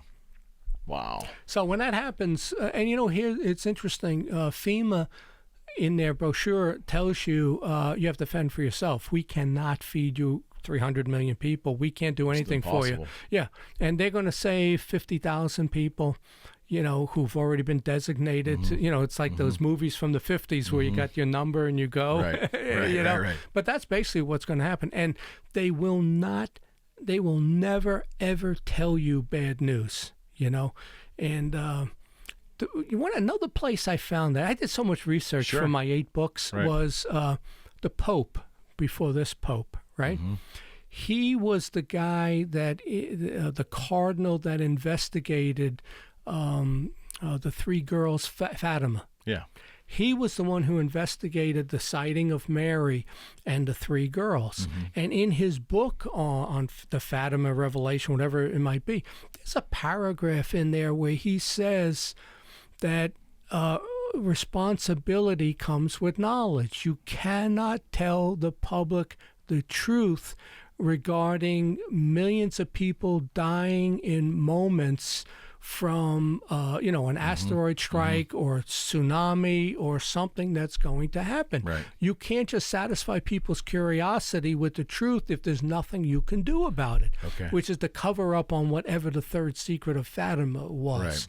And it's the same thing with Yellowstone. They're never going to tell you. We're going to be sitting here doing this interview, and we're going to get hit by a 10-mile asteroid. They're going to be 5 miles underground. They went there yesterday. Special forces, nurses, doctors. Yeah, I've kind of resigned to that fact myself. The Clintons. They'll all be underground, and all of a sudden we're just going to say, "What was that?" And we're done. What is this demonic experience you've had? Yeah, this is all, it's kind of crazy evolution. Like I said, I had no interest in UFOs, and I got into the field by accident by wanting to write the great American novel. So I've always had paranormal experience. And I moved to Oklahoma. I was working in Europe. I was supposed to stay there for a huge promotion, be in charge of security for UPS for Europe. Okay. And my wife wouldn't go. We were going to live in Madrid 2 years, London 4 years, and then go to Atlanta as the head of security. It's a gigantic job, know. And she wouldn't go. I turned it down. Okay. So my punishment, I was living on Long Island, was they transferred me to Oklahoma City. Okay. I thought it was a great place to live. I said, boy, if this is a punishment, punish me. It's like the woman who just went to prison for the college scam. Yeah. She's in there eating caviar. Exactly. So it's like, for 30 days or 60 days? I'm in Oklahoma. It's like warm. Right. The golf course Weather's around my great. house. Yeah. So I got the second year in Oklahoma in 1990. My wife and I were watching America's Funniest Videos, and on the ceiling, 3 knocks, then 3 more louder, then 3 more. Boom, boom, boom. I thought there was a prowler in the house upstairs. I run upstairs. The kids are in bed, covers up to their neck. I said, what's that? A couple of weeks later, or a month later, whatever, I had a first bedroom, master bedroom. I'm going to bed from the living room. I pass the hallway, and there's an Indian chant in the hallway, a male voice that goes, ha, ha, like that. I also read in the local paper, the next subdivision over, there was an Indian burial ground, just like Poltergeist movie. The builder never disclosed that he just discarded the bones, and he kept building his thing, and they made a big issue of it that, he wasn't supposed to do that. So from there, I then get transferred to New Jersey. We moved to the New Jersey house, and if you ever, like a haunted house, it was a haunted house. We move in, and I remember my parents came over to see the house, and like we're standing in the den, and the door to the garage, you could hear the moving boxes sliding around the cement floor. My father's standing there. He says, what is that, John? I said, Dad, I don't know. Does the boxes slide around on their own? All kinds of paranormal activity starts, dark shadows. I'd have people over. They'd scream, John, get in here. You'd see a dark mist shadow just move across the living room ceiling. I'm telling you, That's horrifying. That's why I talk about demonology now a lot. My kids would go to bed. My son would hear a voice behind the headboard say, I'm going to get you. My daughter would hear a baby crying and a rocking chair in the empty 5th bedroom that we had, and voices and stuff like that. And when I started reading the exorcism and demonology and all the ghost stories, every single thing that I read has happened to me and my kids over the past 20 years, Wow. So there's more that went on there. But then I moved here to Greensburg, and I no sooner move into the house. I get divorced too. My wife's personality does a 180. And I used to joke with people. I said, I don't know who I'm married to. Another thing that you read, the personality change, right? So we get divorced there. So no, I'm working here. I got transferred. And I will say that I drove from here to New Jersey every other weekend for 7 years to see my kids, and I never missed. Wow. 610 miles every other weekend. But I moved to this house. I no sooner move in, and I'd wake up all night. There'd be a slow knocking in the hallway. I'd walk and I'd bang the wall, it would stop. I'd go to bed, it would start. Matter of fact, I heard it last night in my bedroom. I heard it in the TV room. I was watching that new show, Evil, about exorcism and stuff. And I noticed sometimes when I watch the horror shows and stuff like that, there was a show on about the Antichrist. And I usually don't watch TV in bed, but I was watching it, and it was a TV series, and there was banging on both walls, bum, bum, bum, bum, bum, bum, bum, bum, like that, and I turned it off, and it stopped. And I heard it again last night. I've had 2 priests come to my house. But what do they say when they come? Well, the first guy, was a Catholic priest that took 6 months when this started in 20. It started in, it went from poltergeist activity over the years to demonic activity. On the 20th anniversary of my divorce. Think about that. Okay. Something showed up. I have a 110-pound Doberman. He heard it. He went ballistic. You can always trust the reaction of an animal. Something hit the wall. Boom! It was like a sonic boom in the TV room. I have Indian stuff, and that's why I think it started in Oklahoma with some Native American thing. The picture flipped up on the wall.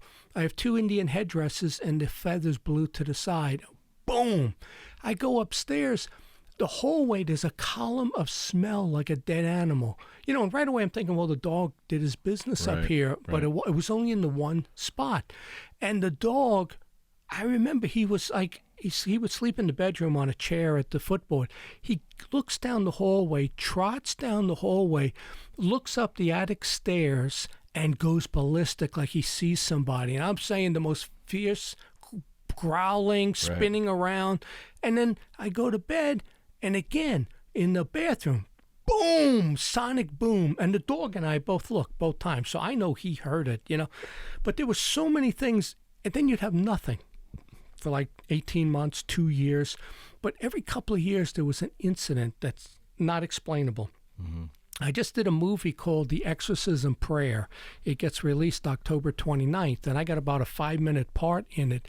And one of the things that happened in 2008, I'm divorced. My girlfriend moves in. My kids always came out for Thanksgiving. I'd get them, bring them out. The activity always happened predominantly when the kids were with me around Thanksgiving. And if you know anything about Halloween, it's not October. If you look up anything, October is the month that most kids disappear. Abductions, and they disappear for sacrifice. November 1st opens up the portal to demonic activity. Most hauntings and demonic activity take place in the month of December. It's how it works. So my kids were with me every Thanksgiving. So we have this one incident. We all go to bed, watch the football games, etc. We're in bed. It's about midnight. I hear somebody walking, pacing up and down the hallway. So I get up in the morning. I say to my son, you know, I figured he was like, you know, teenagers wanted to come up to the door as my girlfriend and I are sleeping, you know, for whatever. And, you know, so I asked him, what were you doing in the hallway? And he had to see his face. Dad, he said, I thought that was you in the hallway walking up and down. Wow. Something was pacing. Then I go into the bathroom to brush my teeth. And on the mirror, I got pictures and I got video of this, and it's in the movie that just came out, The Exorcism Prayer. Okay. There's 2 arms crossed on the glass, and you see an imprint, but you only see the bone. It's not solid. You see the 2 bones. So it has 6 fingers. There was another finger here, and I measured it. It was 3 inches longer than my arm. So if you know anything, your length equals your height. Right. So 3, 6, 9, 12 puts it 7 feet. Right. 4 years later, I wake up at 5 in the morning, just suddenly wake up. I look, there's somebody standing down the hallway, and he's backlit right at that attic stairs again. And I'm saying it's almost like the attic light was on, and there's a guy standing there. But I'm looking at it, and I said, what the heck is this? The guy's 7 feet tall. His head's above the door frame at 6'8". Wow. He's got a square head. So I'm saying, is that a helmet? What is it? It almost looked like Gumby, like the shape, except the waist is tiny, like 12 inches, long arms and legs, like Slender Man. Yeah. He's standing there. I crawl to the foot of the bed. I'm looking at him, and I'm saying, well, this isn't a hallucination. He's still there. So I said to myself, step over the footboard. I was taking kickboxing. Step over the footboard and hit it as hard as you can, right? As soon as I thought that, a thought came in my head and said, you don't want to do that. That could be unsafe. You could fall. Step off the side of the bed and put the light on. I'm telling you, like in my head. I step off, put the light on, it's gone. So I walk down the hallway. My dog's sleeping at the top of the stairs. I walk past him and back. He never woke up. That's impossible. Dogs, you cannot walk past a dog without him waking. Right. But if you think about alien abduction, you know how the wife says the husband's asleep and she's being abducted? It was that type of thing. So back at that time, I said, is this an alien abduction thing? Because I've had 2 out-of-body experiences and other kind of paranormal stuff go on. But it progressed to the point in 2015. Well, my daughter got attacked. My son and his fiance were in one room. My daughter was in another room. I think that was 2013 for Thanksgiving. It's like 4 in the morning. My daughter bursts into my bedroom screaming, Dad, you're not going to believe what happened. You're not going to believe what happened. You got to hear. I said, all right, well, tell me. So she says, I couldn't sleep.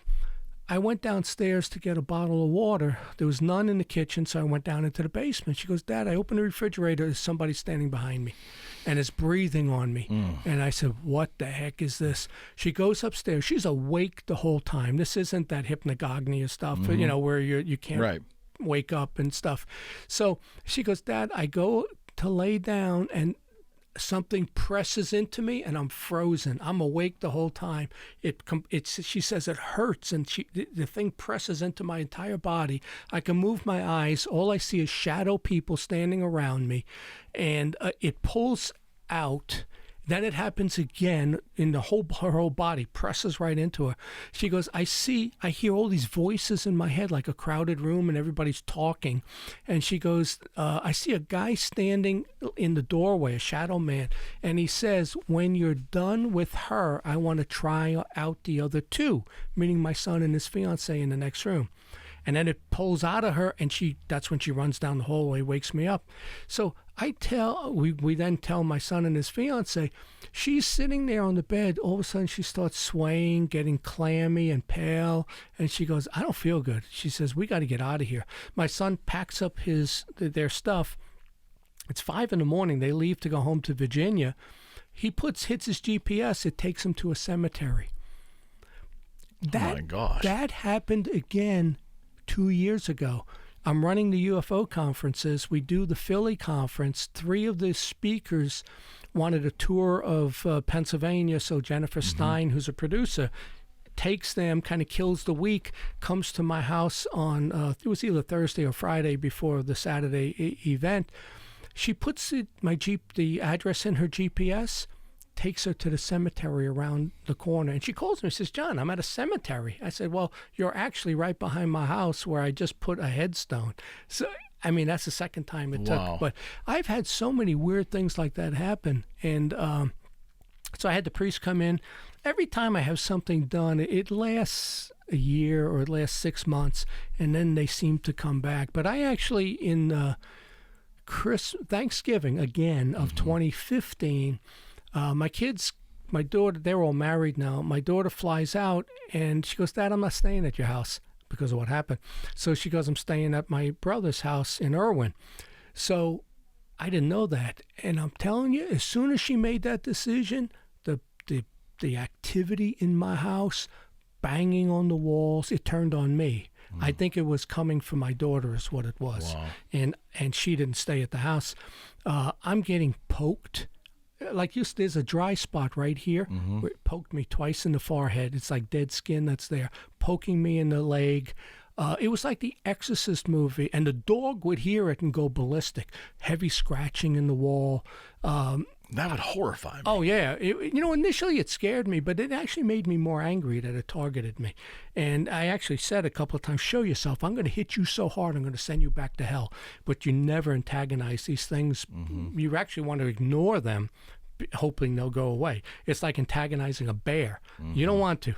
No, you do not. But if you remember the Exorcism movie, remember the movement in the ceiling, the banging, the slide, all of that stuff from the movie was happening in my house.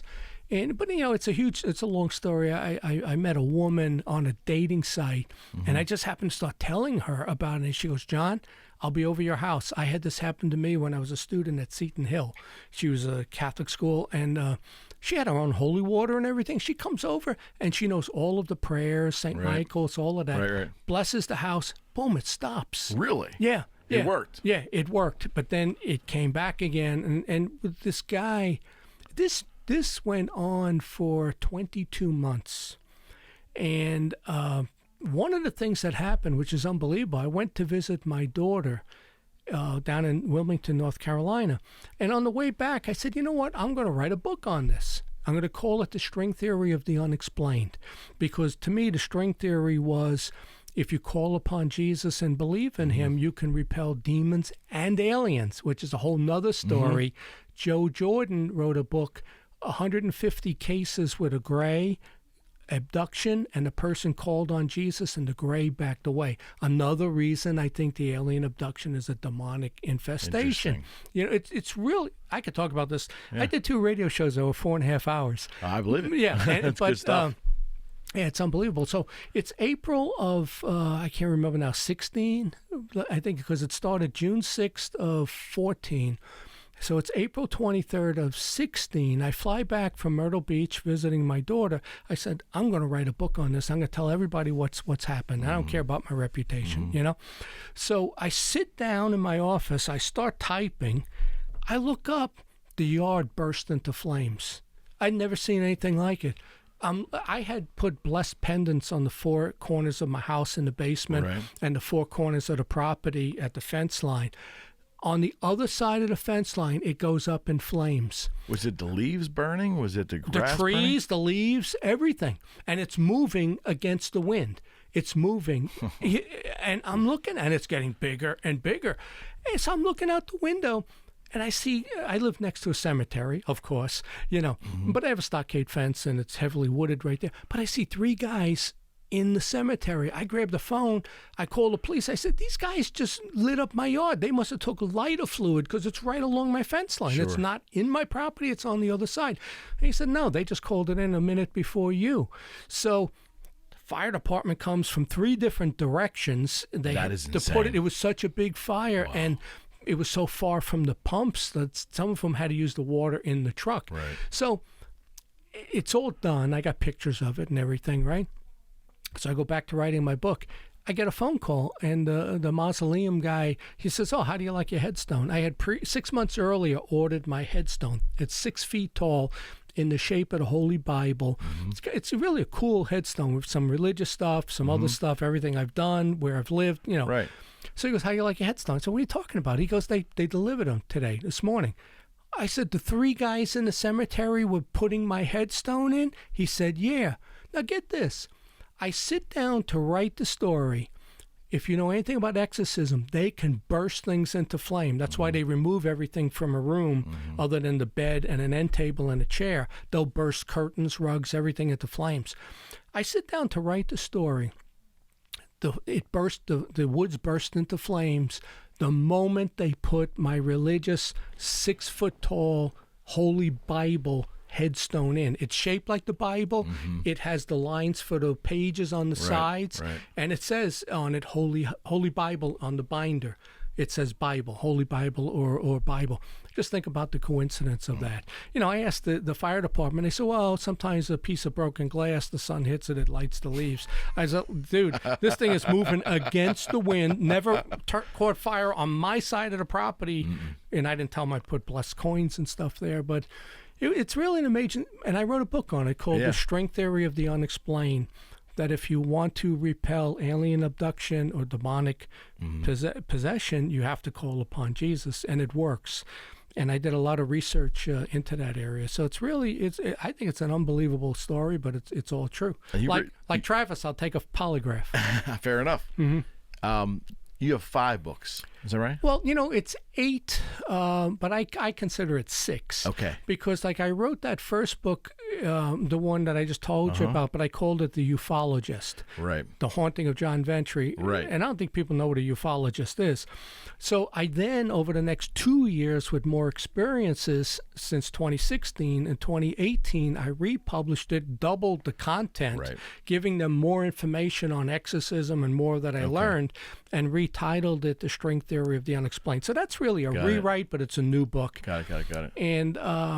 And then I did that with one of the other books also. So it's really 6 books that turned into 8. So what's on the horizon for you now? What's coming up for you besides the movie? You have the movie. When's it being released? October 29th. Okay. And it's on Amazon Prime. And I was in the Kecksburgh movie last month. That's what I knew. I was in the Kecksburgh me with no movie. notes, right? Yeah. And I also have a third movie. This is cool. 3 movies in a year. Right on. I have a third movie coming out called Flatwoods, based on the Flatwoods crash in West Virginia in '52. I don't know about that one. Yeah. Can you give me a brief? Well, he's real slow in getting it done. He's actually, right now, the guy, Jamie Lockhart, who lives right here near you. Okay.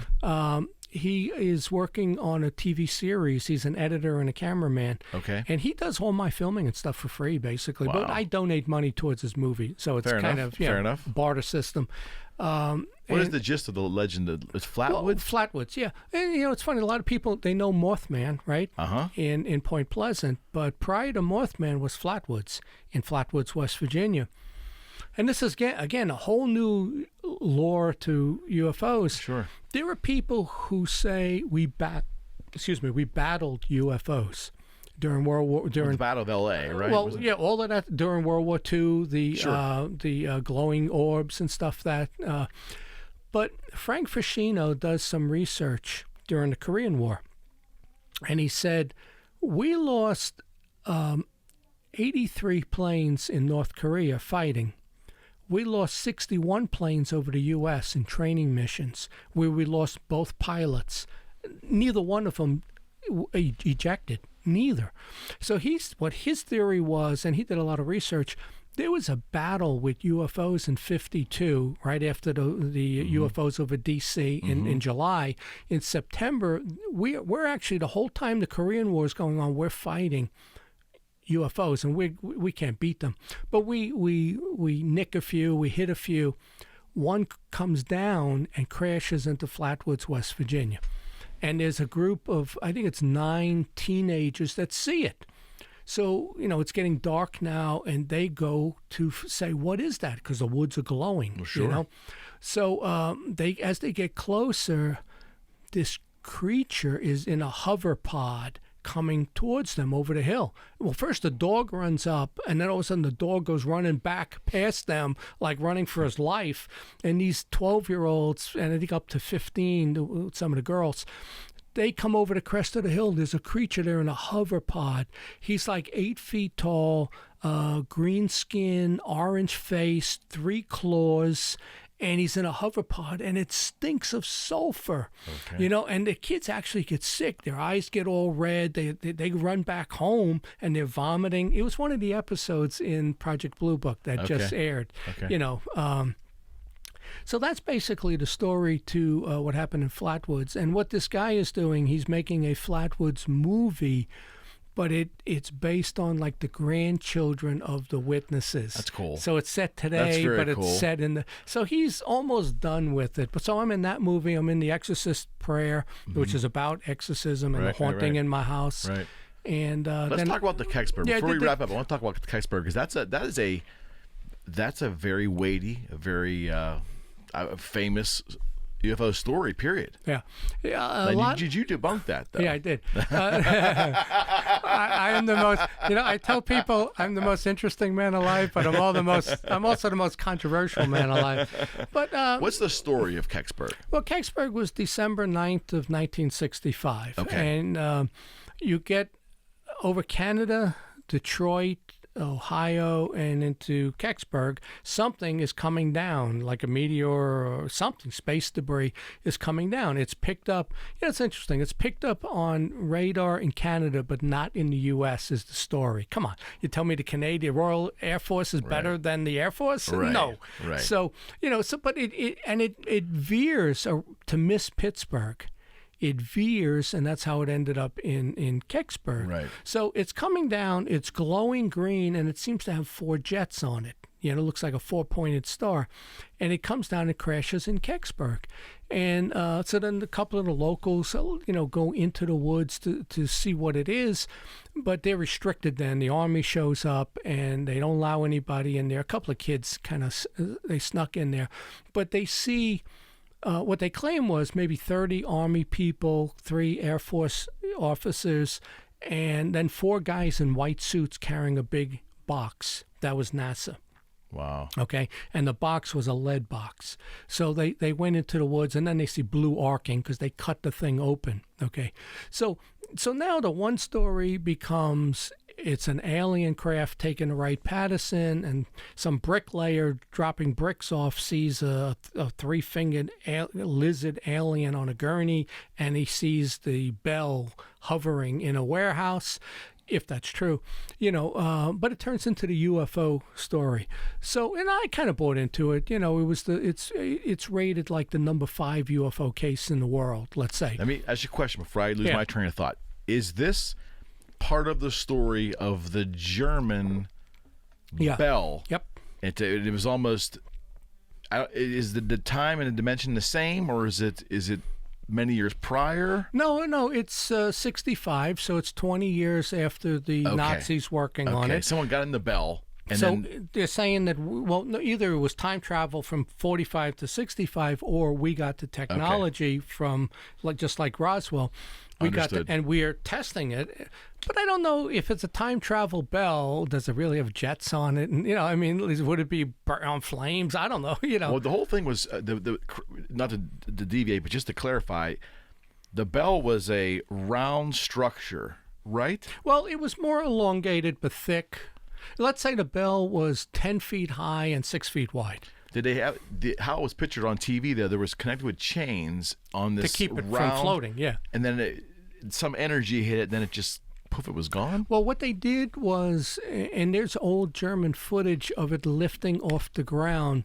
They took red mercury, and again, this is a unbelievable story. They took red mercury. They compressed it and spun it, and I used to remember the exact numbers, like 250,000 psi, and spin it 289 revolutions. I used to remember the numbers. But when they did that, it started to glow and emit radiation, and it would lift off the ground and hit the ceiling. So they put the chains on it, and that's that one place in Poland where they got that big cement round structure. Right. They think may have been to that's test what I think it I see. and do that there. And when they did that, the radiation boiled the blood of the scientists. The plants in the lab there, the chlorophyll got sucked out of it. They turned black and died. I mean, it's an unbelievable story, with the bell. So they're saying maybe it was the bell. Then they're saying Cosmos 96 from Russia got somehow knocked out of the sky and crashed into Canada, or maybe it crashed here. So an engineer contacts me in 2015. He goes, "I know what happened."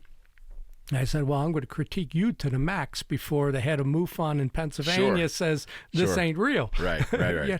Well, I tell you what, though, every theory he put out, I questioned him about this, that, what was seen. He explained the whole thing. I said, "So what's the glowing green?" He goes, "It was a copper alloy heat shield." So everything he told me, I looked up, or I had him send me actual stuff. We had GE Mark II reentry vehicles that were being launched out of Johnson Island after the U-2 spy incident.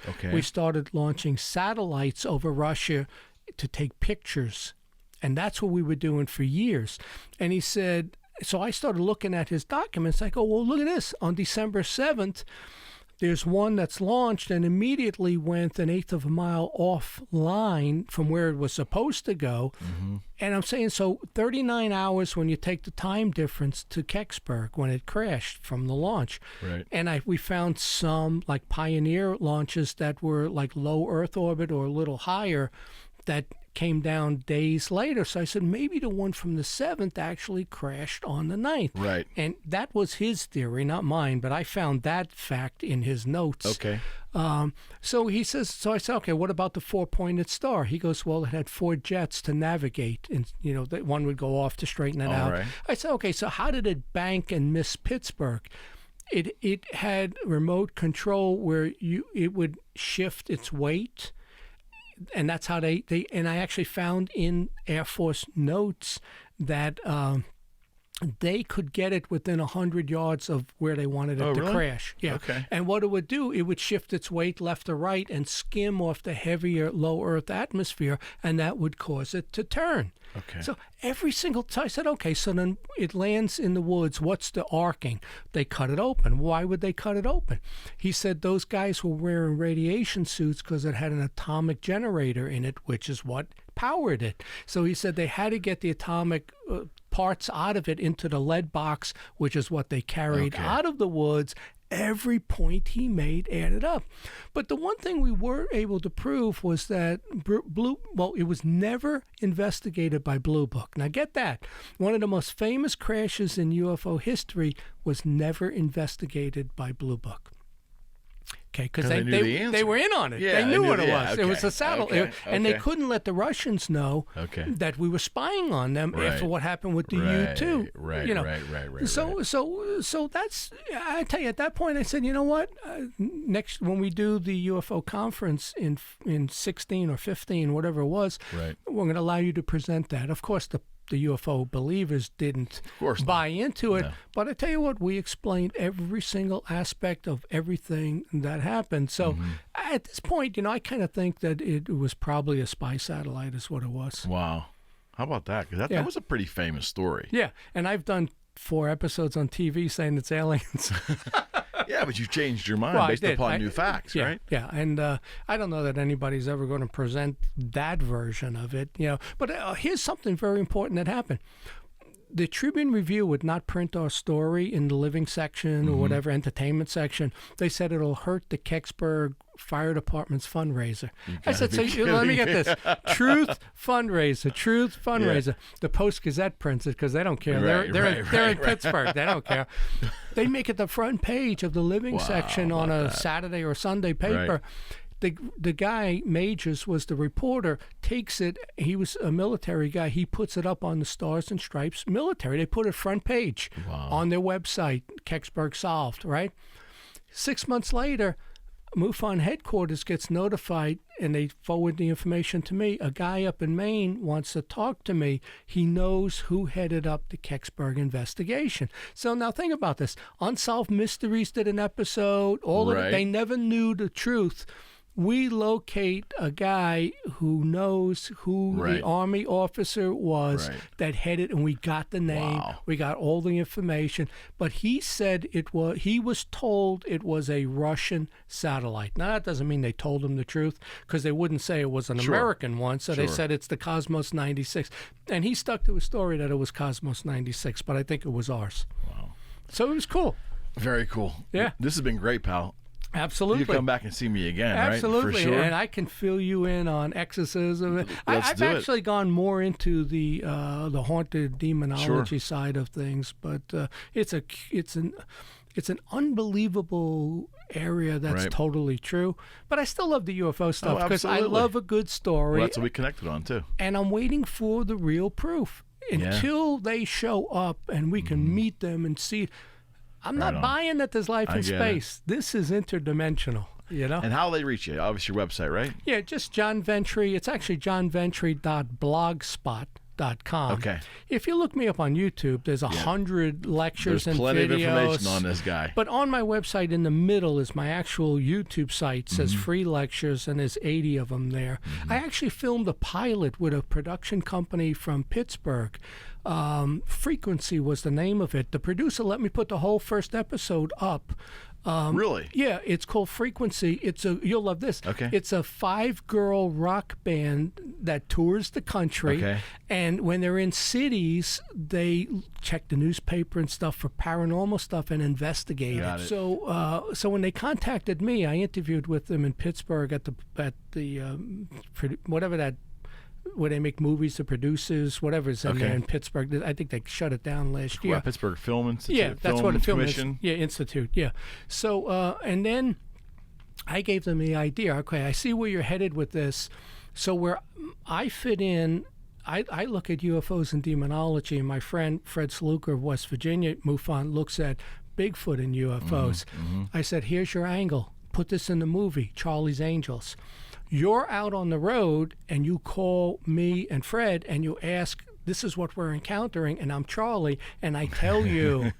So then they come out to my house, and I got the coolest house you ever want to see. Every room is themed. Right. And I talk to them there and tell them some stories, and they said, we found our Charlie. So this would have been really cool, this girl rock band traveling, and looking into the paranormal, but it didn't get picked up. Actually, the guy who produced it suffered a stroke. And he's not that old. He's probably 45 or so. Right. He had a stroke, and he can't talk right now. Wow. So he's going through some stuff. And I said, well, let me put it up at least, and maybe somebody will look at and say, "Oh, that's a good concept." Someone can see it, right? And then they'll Called do Frequency. It. Frequency with an I. I'll check that out. Because there was a TV series that came out, Frequency with a Y. Yeah, that's what I thought. And I think that was the one with the remember the box and the fireman where he would listen and he heard his father back in time. That's right. Yeah, but this is a different concept. So I don't know what I'm going to do next. So I tried to run for county commissioner. The TV. I tried to sell 3 of my books to one of the TV channels. I don't want to tell you, and I gave them 2 what they call treatments, right? Where you write up a show, 2 different types, and I thought they're great ideas based on 3 of my books. Right. 2 months I negotiated, and then they came. We're not sure about this. We're going to stick with tough business, man. Yeah, Paranormal 911. So, oh well. Thank you, buddy. You're welcome. Back again, and thank you all so much. Yeah, John Ventre. I enjoyed it. All right. There we go. That How was long tremendous. did we talk? Yeah.